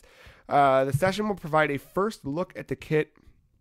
So these titles probably won't support Xbox Live for quite a while. But between Game Pass and xCloud and a lot of this stuff, Microsoft is making some smart moves. Which I think is cool that you can do that. Like, why not? Imagine playing Xbox games without an Xbox. Yeah. It's neat. Halo Master Chief Collection on a Switch. Fucking weird. Yeah. Like, I got some fucking achievement points for playing solitaire, on my phone. Oh, yeah. All right. I was going to say, were you just playing solitaire on your Xbox like a fucking idiot? No. That'd be cool, though.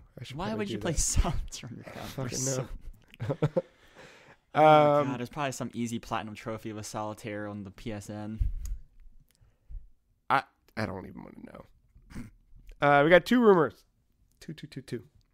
All right, so we heard about from the Wall Street Journal last year that Switch model, a new Switch potentially coming this year, without really knowing what it is, and then a new rumor out of Nikkei kind of makes a lot of sense.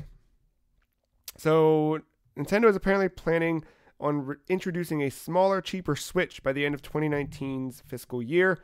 Although Nintendo had a very strong year, did not end on as strong of a note as expected. We just talked about the yearly expected sales reduced down to 17 from 20. So to combat the falling short of the forecast, Nikkei reports that Nintendo will be bringing a cheaper, smaller Switch variant to the market sometime in the fiscal year, between April 2019 and March 2020. The report mentions that this variant of the Switch will be more portable and easy to carry around. What do you think?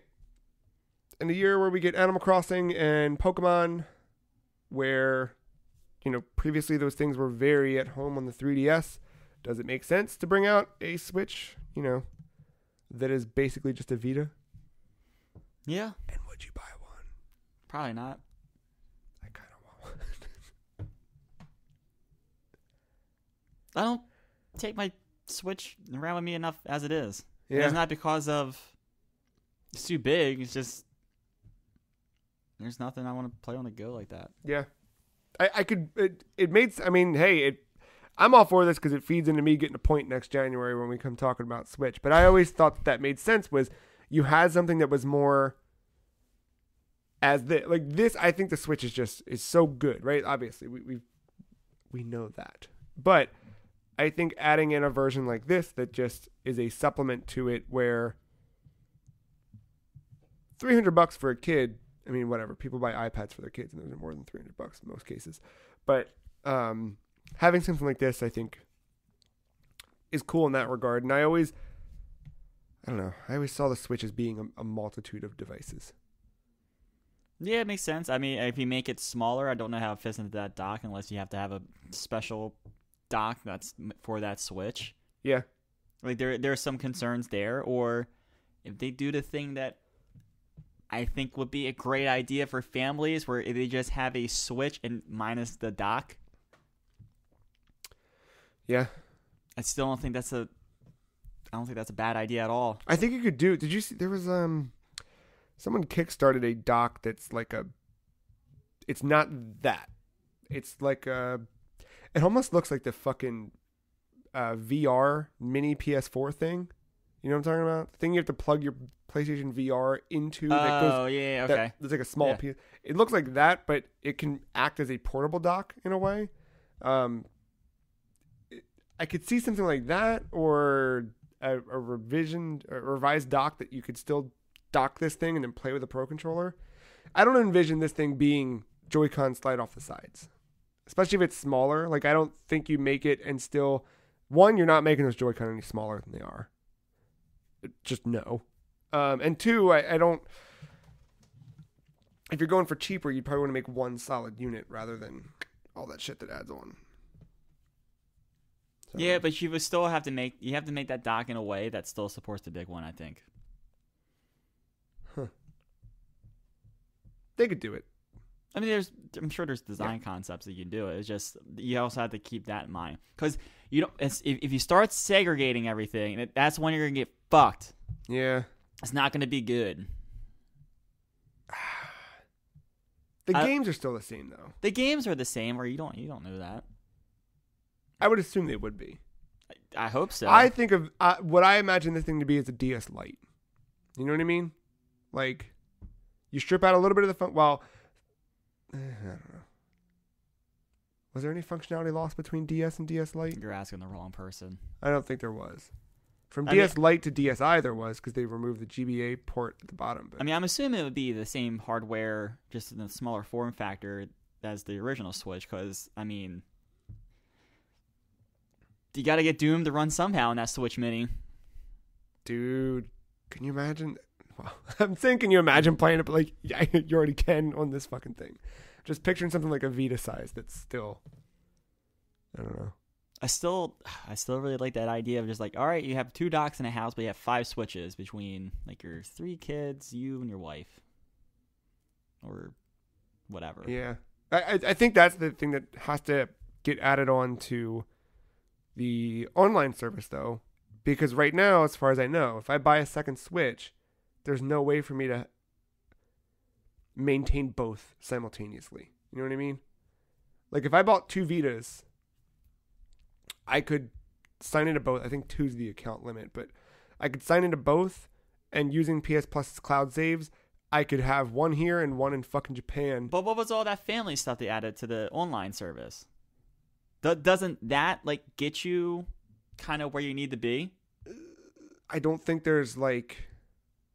I don't think I can just sign into both. I don't think. I might be wrong about that, but I think the family stuff allows you to buy one Switch online for the family, and everyone on the one console is part of that.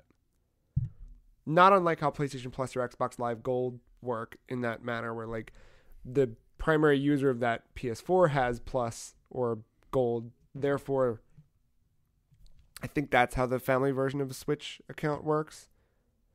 Like you just buy that and anything on that, but I don't think you can go 2 platforms at once. Cause that's really like if I were gonna buy a second Switch, like this little guy, I would want that capability to be able to download my games on both. Oh yeah, definitely Like, that. Which I assume would have to happen, but because I think like even 3DS you couldn't, because they were always like there's the problem with 3DS is I bought the 3DS XL, when they finally released a black variant of that, because the XL was always just red and blue. But when they finally released that, I bought it and wanted to buy it. Like there were all these weird, cool themed ones that would come out throughout the years. I was like, man, that'd be dope to have that one. But if I do, then I got to do the system transfer from the one to the other. And if I just want to use the other one for the day, I can't just system transfer back because 1, it takes forever. But 2, there's I think a monthly limit on how many times you could, like it was all that stuff, you know, and I get it, like to prevent piracy and all that stuff, but I don't know. But we'll see. Finally, this is real big rumor, and we don't normally jump into this kind of stuff, but I'm real hopeful. Huh. I got something for you. Oh. We can wrap it up. I got you. Batman Arkham Crisis? You're already shaking your head. Did I say Wii U? Just like, sure. We're done with the Arkham games. Let's want something different. I think Rocksteady will be. I'll take your Green Lantern Corps game at this point. Rocksteady's making that, don't you worry. But this one is reportedly out of WB Montreal, I think. That makes sense. That's the team that worked on Origins, right? Yeah. So, this supposed leak comes from an alleged playtester for the game. According to the leak, Batman Arkham Crisis has been in development for over 2 years and will launch this year. The game features the Court of Owls as the main antagonist, and the leak suggests that the game is called Arkham Crisis because the Court of Owls are attacking Batman, Gotham City, and Bruce Wayne, creating a crisis in the process.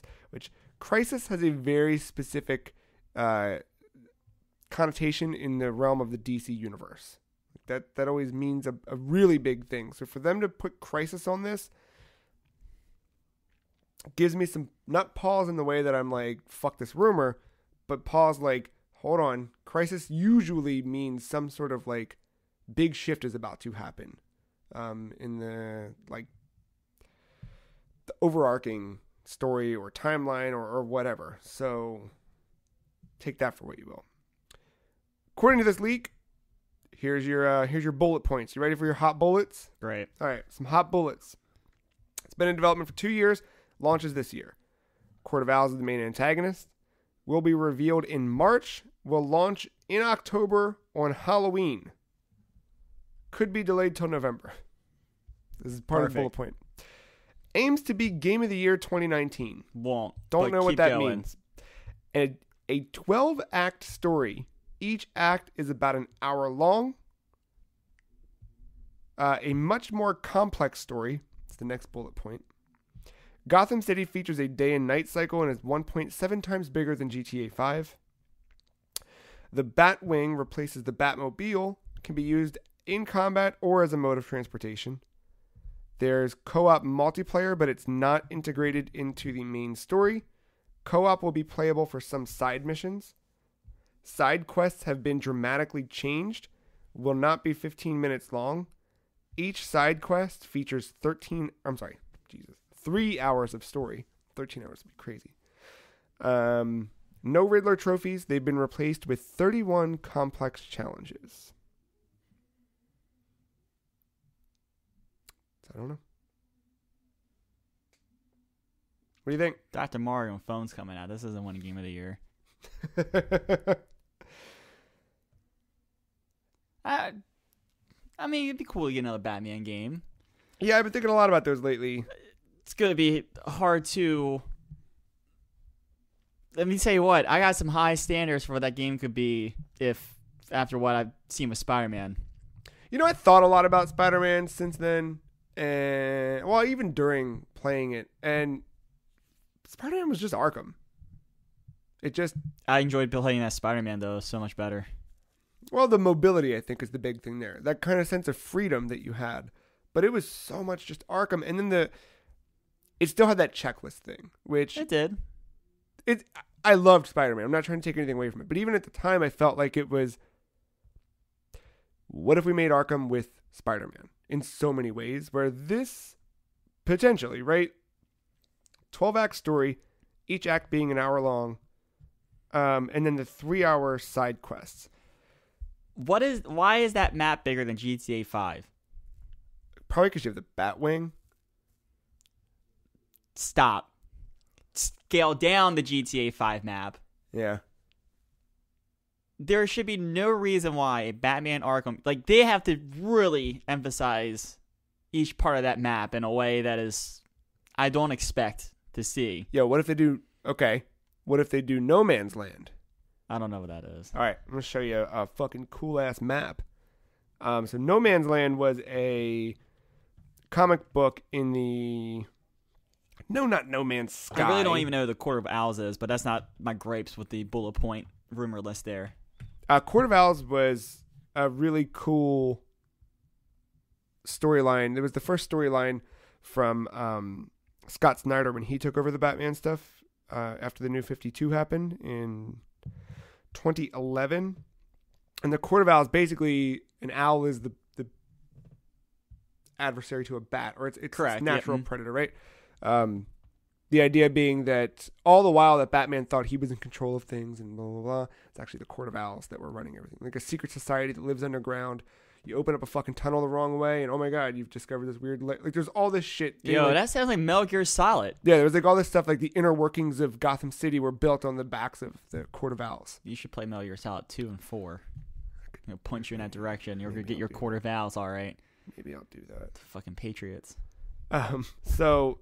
I'll show you a map, and listeners, if you want to play along at home, just type in No Man's Land map into Bing and go to the image section.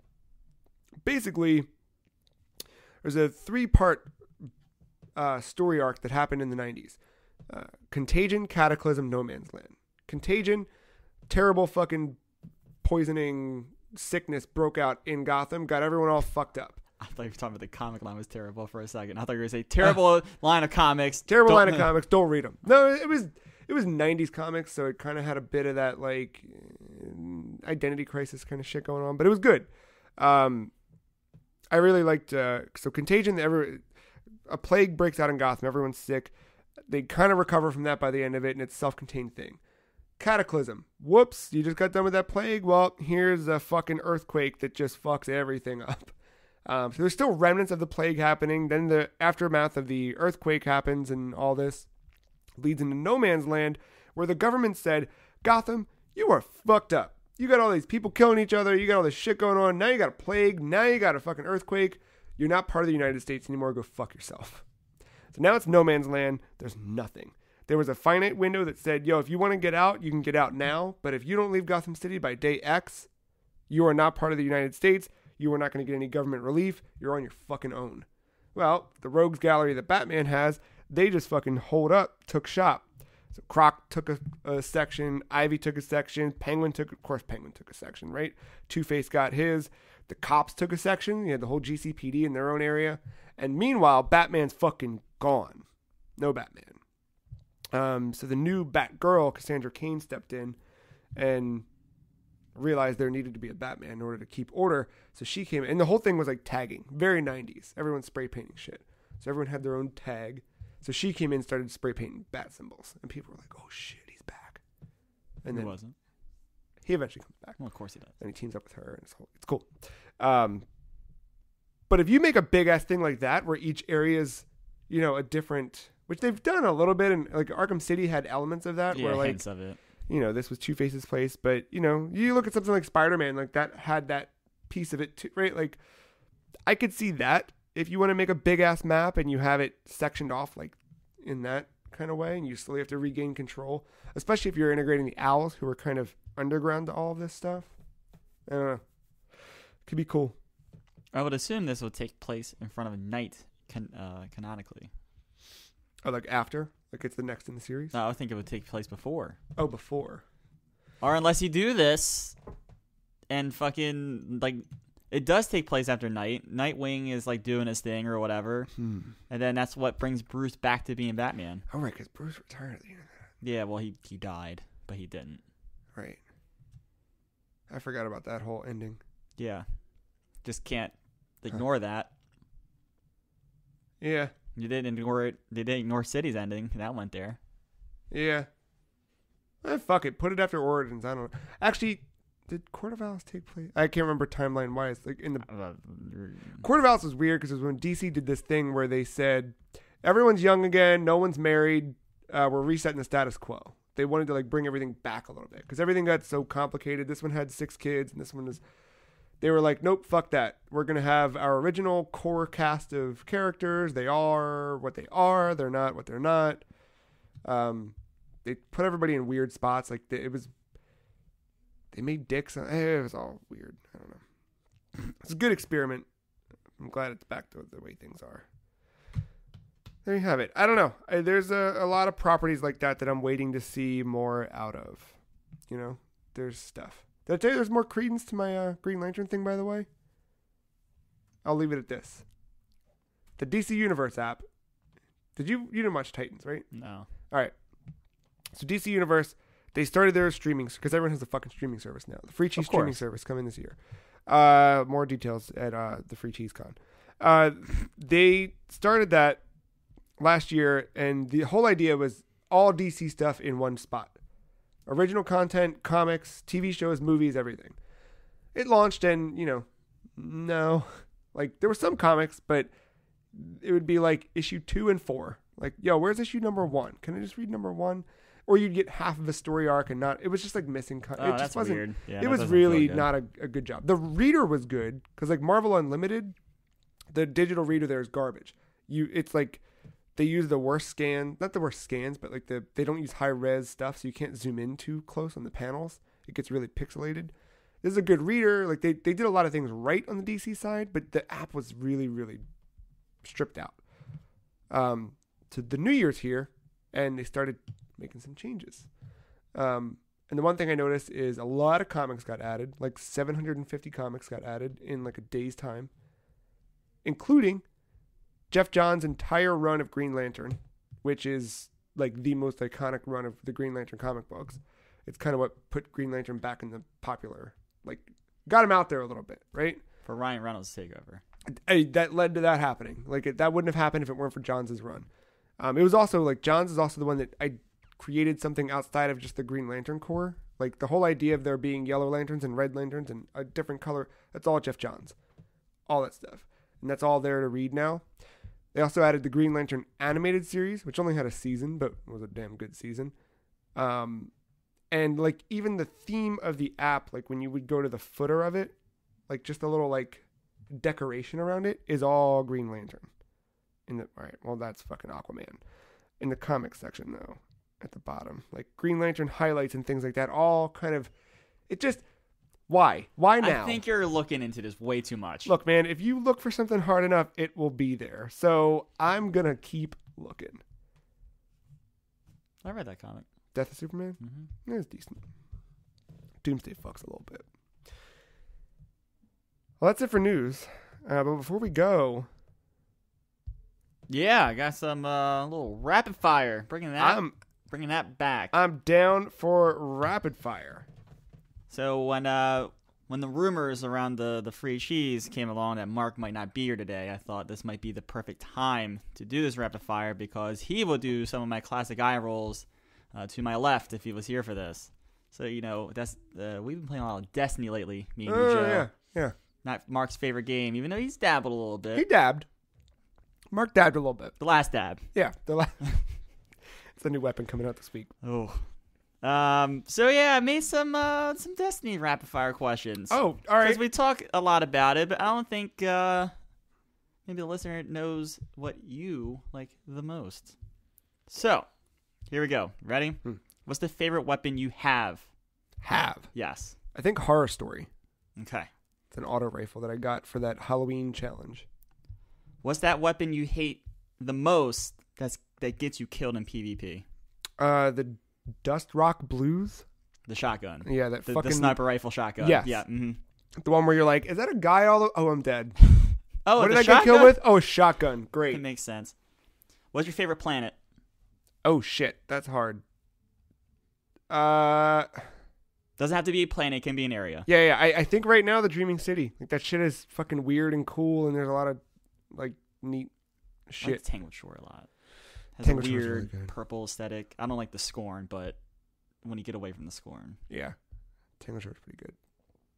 What's your favorite PvP mode? And this could be any of the weird ones that you see from time to time. PvP mode, I like Control a lot. It just makes sense to me. It's that capture the flag idea, but not just, King of the Hill. Yeah. I think I like that. What's yours? It's controllable when Iron Banner comes around. Yeah. / Because that shutout that you have. Oh, I forgot about Gambit. Yeah, Gambit's good. Now that But Gambit's a mix. Gambit's a weird mix. Not pure PvP. Honestly, most of the time it's not PvP. Yeah. It's more of a race.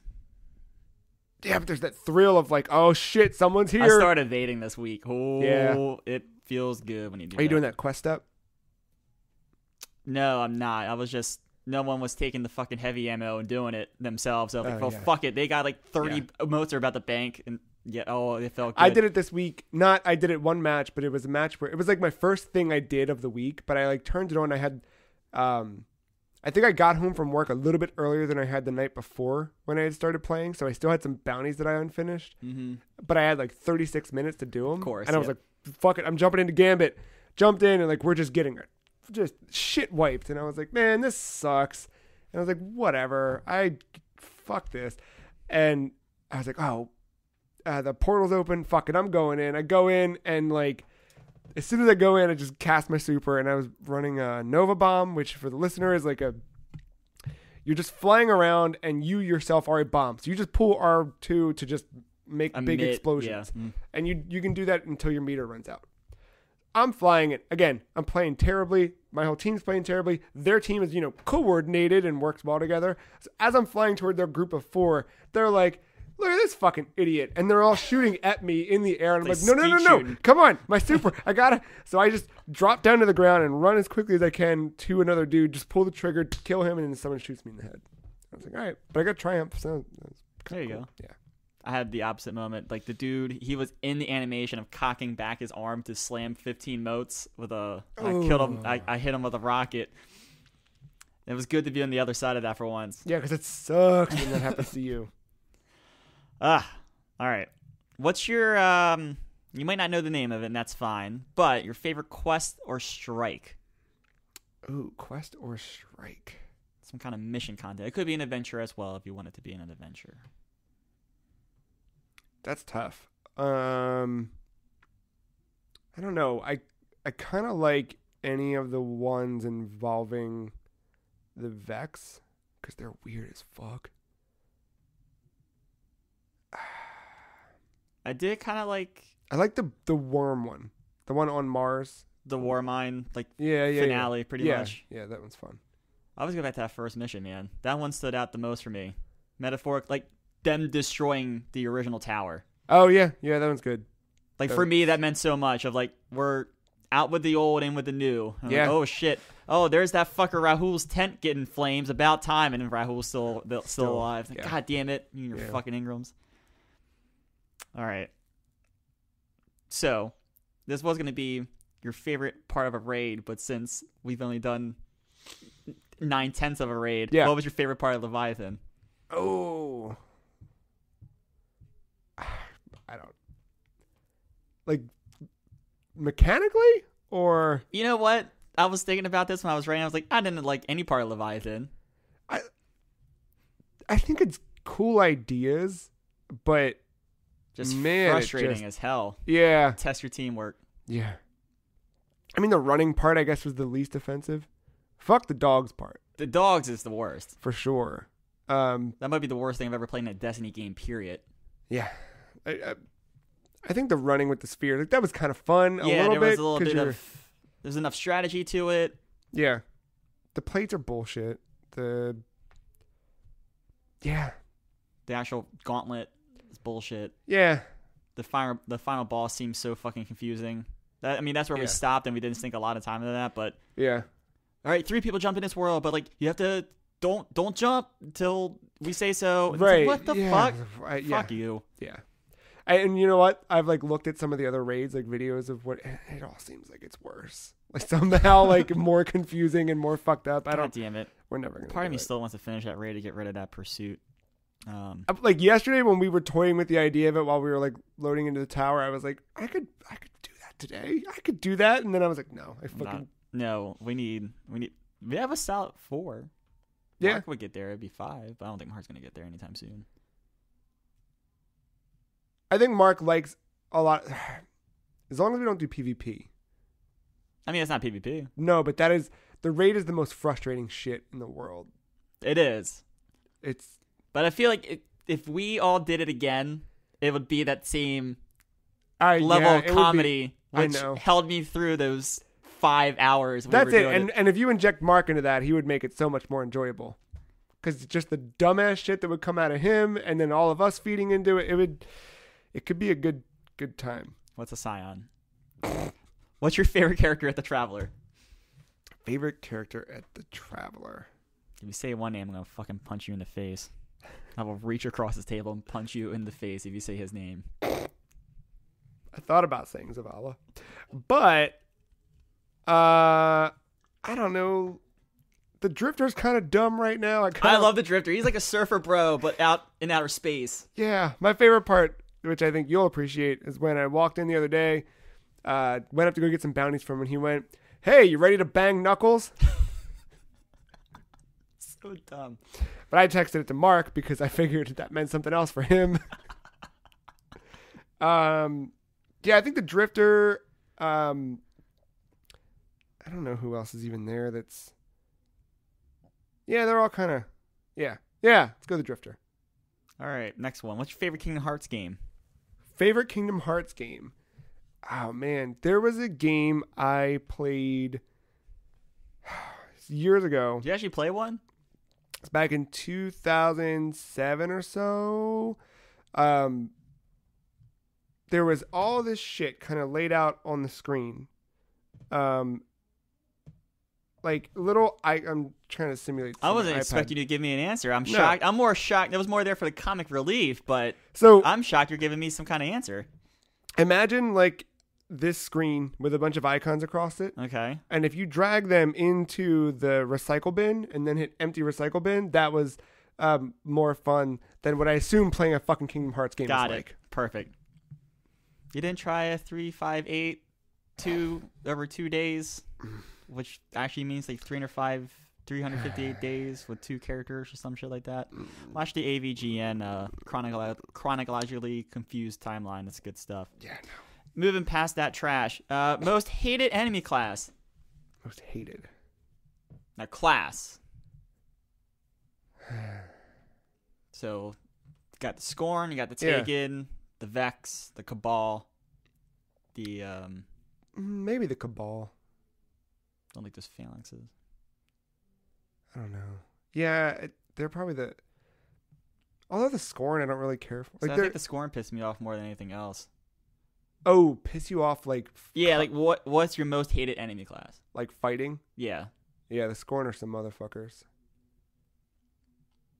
Probably Scorn. So I guess you could say the Taken, even though that's a cheap answer, because kind of all of them. Yeah. But I like the Taken, though. Taken don't piss me off. The Scorn are aggravating. Yeah, I agree. Especially the fucking Mortal Kombat... What's that dude's name in Mortal Kombat? Goro? Yeah. Yeah. Those motherfuckers. Yeah. All right, so enemy class, but what's your most hated enemy? I really hate servitors. Dude, they suck. They're not fun to kill. They're not. Yeah. Like as soon as it sees you, you're fucked. Yeah. And I don't mind to like pick you up and throw your thing because I just fall and then hit X right before the bottom so that I use my. Oh, never mind. You're saying servitors. What are those things in the sky that are like eyes that just fucking pummel you with like a purple beam? That. Servitor. Is that a servitor? Yeah. I thought servitor was the big purple glowing ball. Yeah, wait, what are you thinking of? I'm thinking of the things that are in the sky that like close and then open. And their weak point is like a little like diamond shard in the middle of it. I have no idea. Oh, what's it called? It's not an ascendant.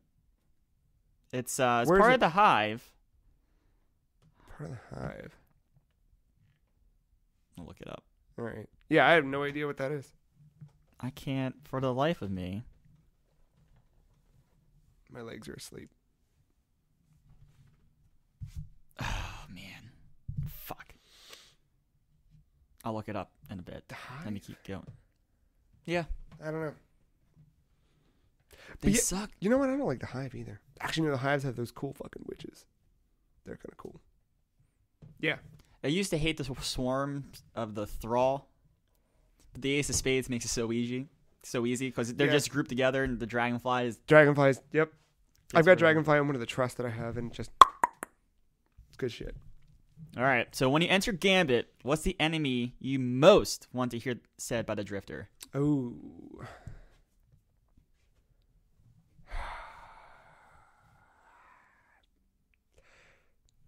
Hive, I think, because there's a lot of things that are easy headshots. Yeah, the Thrall. Yeah, it's just Swarm of Thrall and the Ace of Spades. It's a godsend. Yeah, either them or Vex, because Vex are also pretty easy to pop right in the middle.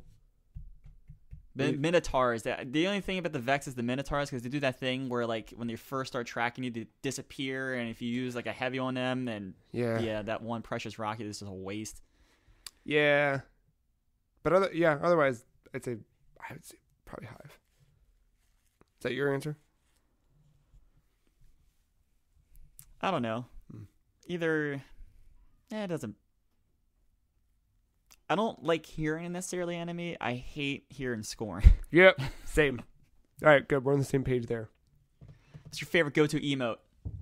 The only one I have that I enjoy using is Sit. Is that the one where you're at the computer and you like dial up? No, the literally laptop? you sit and you just put your arm down. Like it just. Yeah, I wanted to get a couple of them, but there's a few I've seen that I want, but that's probably the one right now that I own that I'm like, I use it pretty regularly because I use it while some motherfucker I'm partied up with needs to go through their menu, so I just sit. Or yeah. I launched this fireworks. It's mine. Yeah, I want that one. The firework and you kind of prance around in the middle of them. Yeah. Pretty good. What's your preferred subclass element? So not necessarily your favorite subclass, but the element you like using most. Void. Solar. Solar's yours? I Yeah. hate solar. I think mostly because the warlock stuff, I don't like the solar. That makes sense. I use a hunter primarily, and that golden gun is Golden gun pretty fucks. badass. Yeah, I think void. But also I do like the arc stuff for the warlock now because you've got the fucking Goku arms. Mm-hmm. That's badass. Man. Yeah, but I'm currently running solar because I'm almost to the end of. That's the final subclass I had to level up, and I need like one more. You know what I mean? Where you? Yeah. You have to get the kills to do it. Yeah. I only have the one unlocked in the solar right now. The next one would be arc, and then I will do the void. But I need to get those. What's that thing to take you back to the light? To the get unlocked. Seed of bush or some shit. I don't know. You don't have to go back to the light anymore. You just get it? Yeah, after the Forsaken stuff, they drop with certain events trigger it. I think you might get one if you do that Queen's thing this week, because that's where I got my final one to open up my solar class. Okay. What is the most tedious pursuit that you have completed or you're almost done with? So like me, I saw one fusion rifles and I said, nah, so I just deleted it. But which one have you at least attempted? Probably none.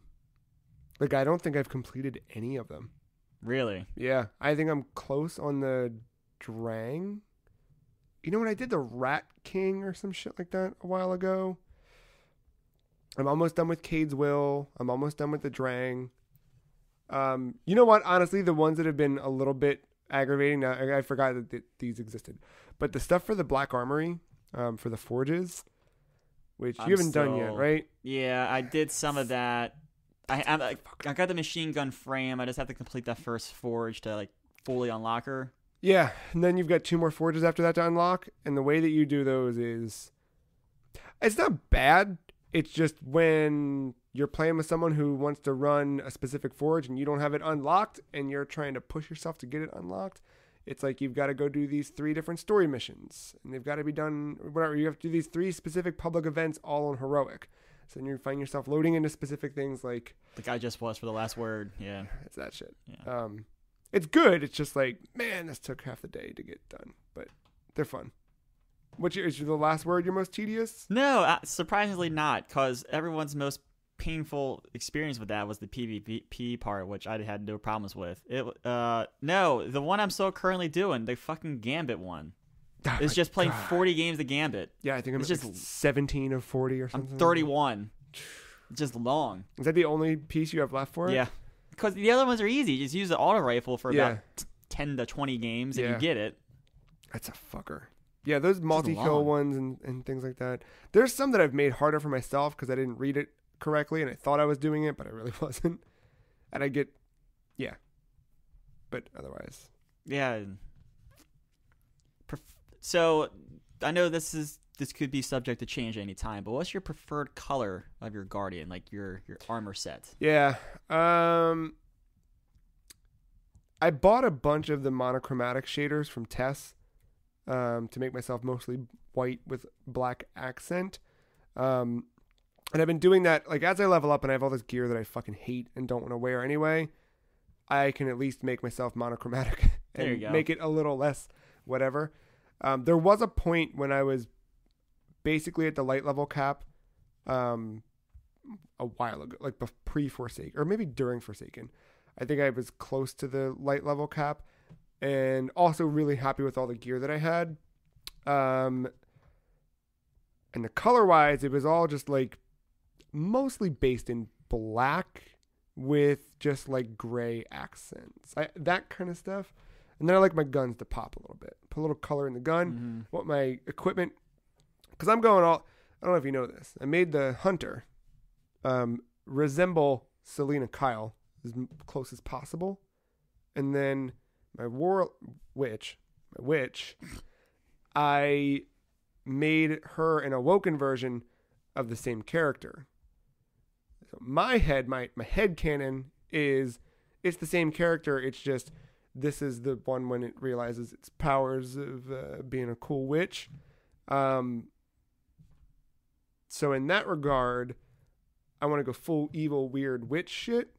So I try to make it look as tattered and fucked up. Like I want all those weird robes and shit that make it look like I just came out of the woods. I've been living there for years, like eating whatever comes along. And so yeah, the more tattered and fucked up I can look. Dark, very dark themes. Yours? I don't know. I've been trying to make the shit I care about right now like just as fucking vibrant pink as I can. Like my ship right now is like a fucking hot pink. Yeah. That kind of glows a little bit. I had that for a while on my ship and on my, what do you call the fucking thing? Your bike. Sparrow. Summon vehicle. Sparrow. It's hit Ash Square. Summon vehicle. That and then a couple of the guns I was using. Just make them pop with pink. I forget what my, it's like black. It's like black and orange or like black and yellow or something like that. But it's like mostly black with like a hint. And like it was like the best I had from the shaders that I didn't want to use yet. Yeah, I did a lot of the Hake history polish, I think. I don't know. Those have like the orangey dark, you know what I mean? Like that. Yeah. All right. Last, but certainly not least. Dang. Why does Zavala suck so much? He just sucks. He does. Rasputin. Don't use Rasputin. Hey, why are you using Rasputin? Shut up. I want to use Rasputin. Looks honestly, cool as fuck. Zavala's fine. No, he's not. Shut up. He's boring. You're wrong. He's just boring. That's all. He just sucks. Like me and Miss Bray are trying to, run through Rasputin, and he's like, don't use Rasputin. Yeah. Rasputin looked cool as fuck, and she knew what she was doing. At least I think she was. Canonically, he was. I don't know. I watched a whole bunch of lore videos. He's, he's from a time of peace or whatever the fuck, whatever. Yeah, well, guess what? It's not peacetime anymore. It's I know. There's Vex. I think honestly for us as a player, he sucks so much just because he sucks. Mostly he sucks. But two, I think he's just contrasted by a lot of more interesting characters. Ikora Ray is more interesting. She has 0 pursuits, bounties, nothing. Yeah, no. 0. He gives me the Vanguard stuff, and he still sucks. Yeah. Somehow, she's better than him. What does she do? What's her nothing faction or whatever? Like nothing? Because she gives you things after you complete X amount of bounties per week. You get a piece of powerful gear. Yeah, that's all she does. Are you talking like what class is she? No, I know she's a warlock, but I don't know. She just does. Also, who do I report to? Oh, the factions? Yeah. They're gone. As a Forsaken or something. I don't know what they're doing with them. I have no one to report to. Cade's dead. No one to report to. I'm just a fucking... All the hunters in the world. I think Cade will be back. What, do some comic book bullshit? No, look. I got into some Destiny lore. And you know about the Exos, right? The number next to their name? Yeah. Cade 7. He won't be Cade. He won't remember anything Cade ever knew. But he'll be Cade. They can bring him back. Stupid. But his ghost is gone. That's the only thing that's a little strange about it. But he could technically be rebuilt. Technically. So we'll see. Do we need a rebuild? When Nathan Fillion gets off of whatever job he's doing. Yeah, maybe. Those were damn good questions. I didn't expect that at all. That's a little... When you said you had rapid fire, I was like, oh shit, what nightmares am I getting into? This is good. I didn't mean nightmares. I always try to make stupid ass shit when I do rapid fire. You had good. It was good. And there are a lot of them, which is, I didn't want it to end. Thanks. I think I had like 17 or 18. It was good. It was good rapid fire. I hope you all played along at home. Speaking of playing along at home, you can play videos of us playing and you can pretend that there's stuff on the site. Matt did his best attempt at an elusive target this week in Hitman 2 with a hammer. And then we took a little look at NHL 19. Got to see you bunny hop. Yeah. The NHL equivalent, yeah. Bare minimum, it is a requirement. If you're listening to this podcast, you go to thefreecheese.com and you look at the art for the NHL video. If you're listening to this bright and early Monday morning, it's not up quite yet, but check back after 10 a.m. Monday. You'll know. Hot ones. Oh, yeah. That is going to do it. So we'll be back next week. You don't have anything next week, do you? No, we're through the birthday, through the Royal Rumble, through the Super Bowl. Cool. I'll be around. Hopefully Mark is feeling better. Ben still banding stuff up for the next little while, so we will see. But until then, enjoy video games. They're pretty good, so I hear. Nintendo Direct this week. Stop. I'm going to be right eventually. That's all. Stop. Congratulations to the winner of the Super Bowl. Hey, yeah, congratulations. That team that wears blue. Congratulations. You winners, you. The blue team. That dang old blue team. Yeah. Thefreecheese.com. Podcast at thefreecheese.com is an email address you can send emails to if that's your jam. Follow us on Twitter. The Free Cheese is at some Free Cheese. The Matt Sellner is at MattyIce131. The Joe Dix is at the Free Cheese. Tweet at Joe if you like my audition and you want to see it happen in real life. Huh? My audition to host the show. Oh, Jesus Christ. Do not tweet me. I don't want to know. That's it. Thanks, Matt. Thanks, listener. See you next Put out week. a poll. Don't worry. Did you? I'll put one out. Oh, for fuck's sake. Let's see you next week.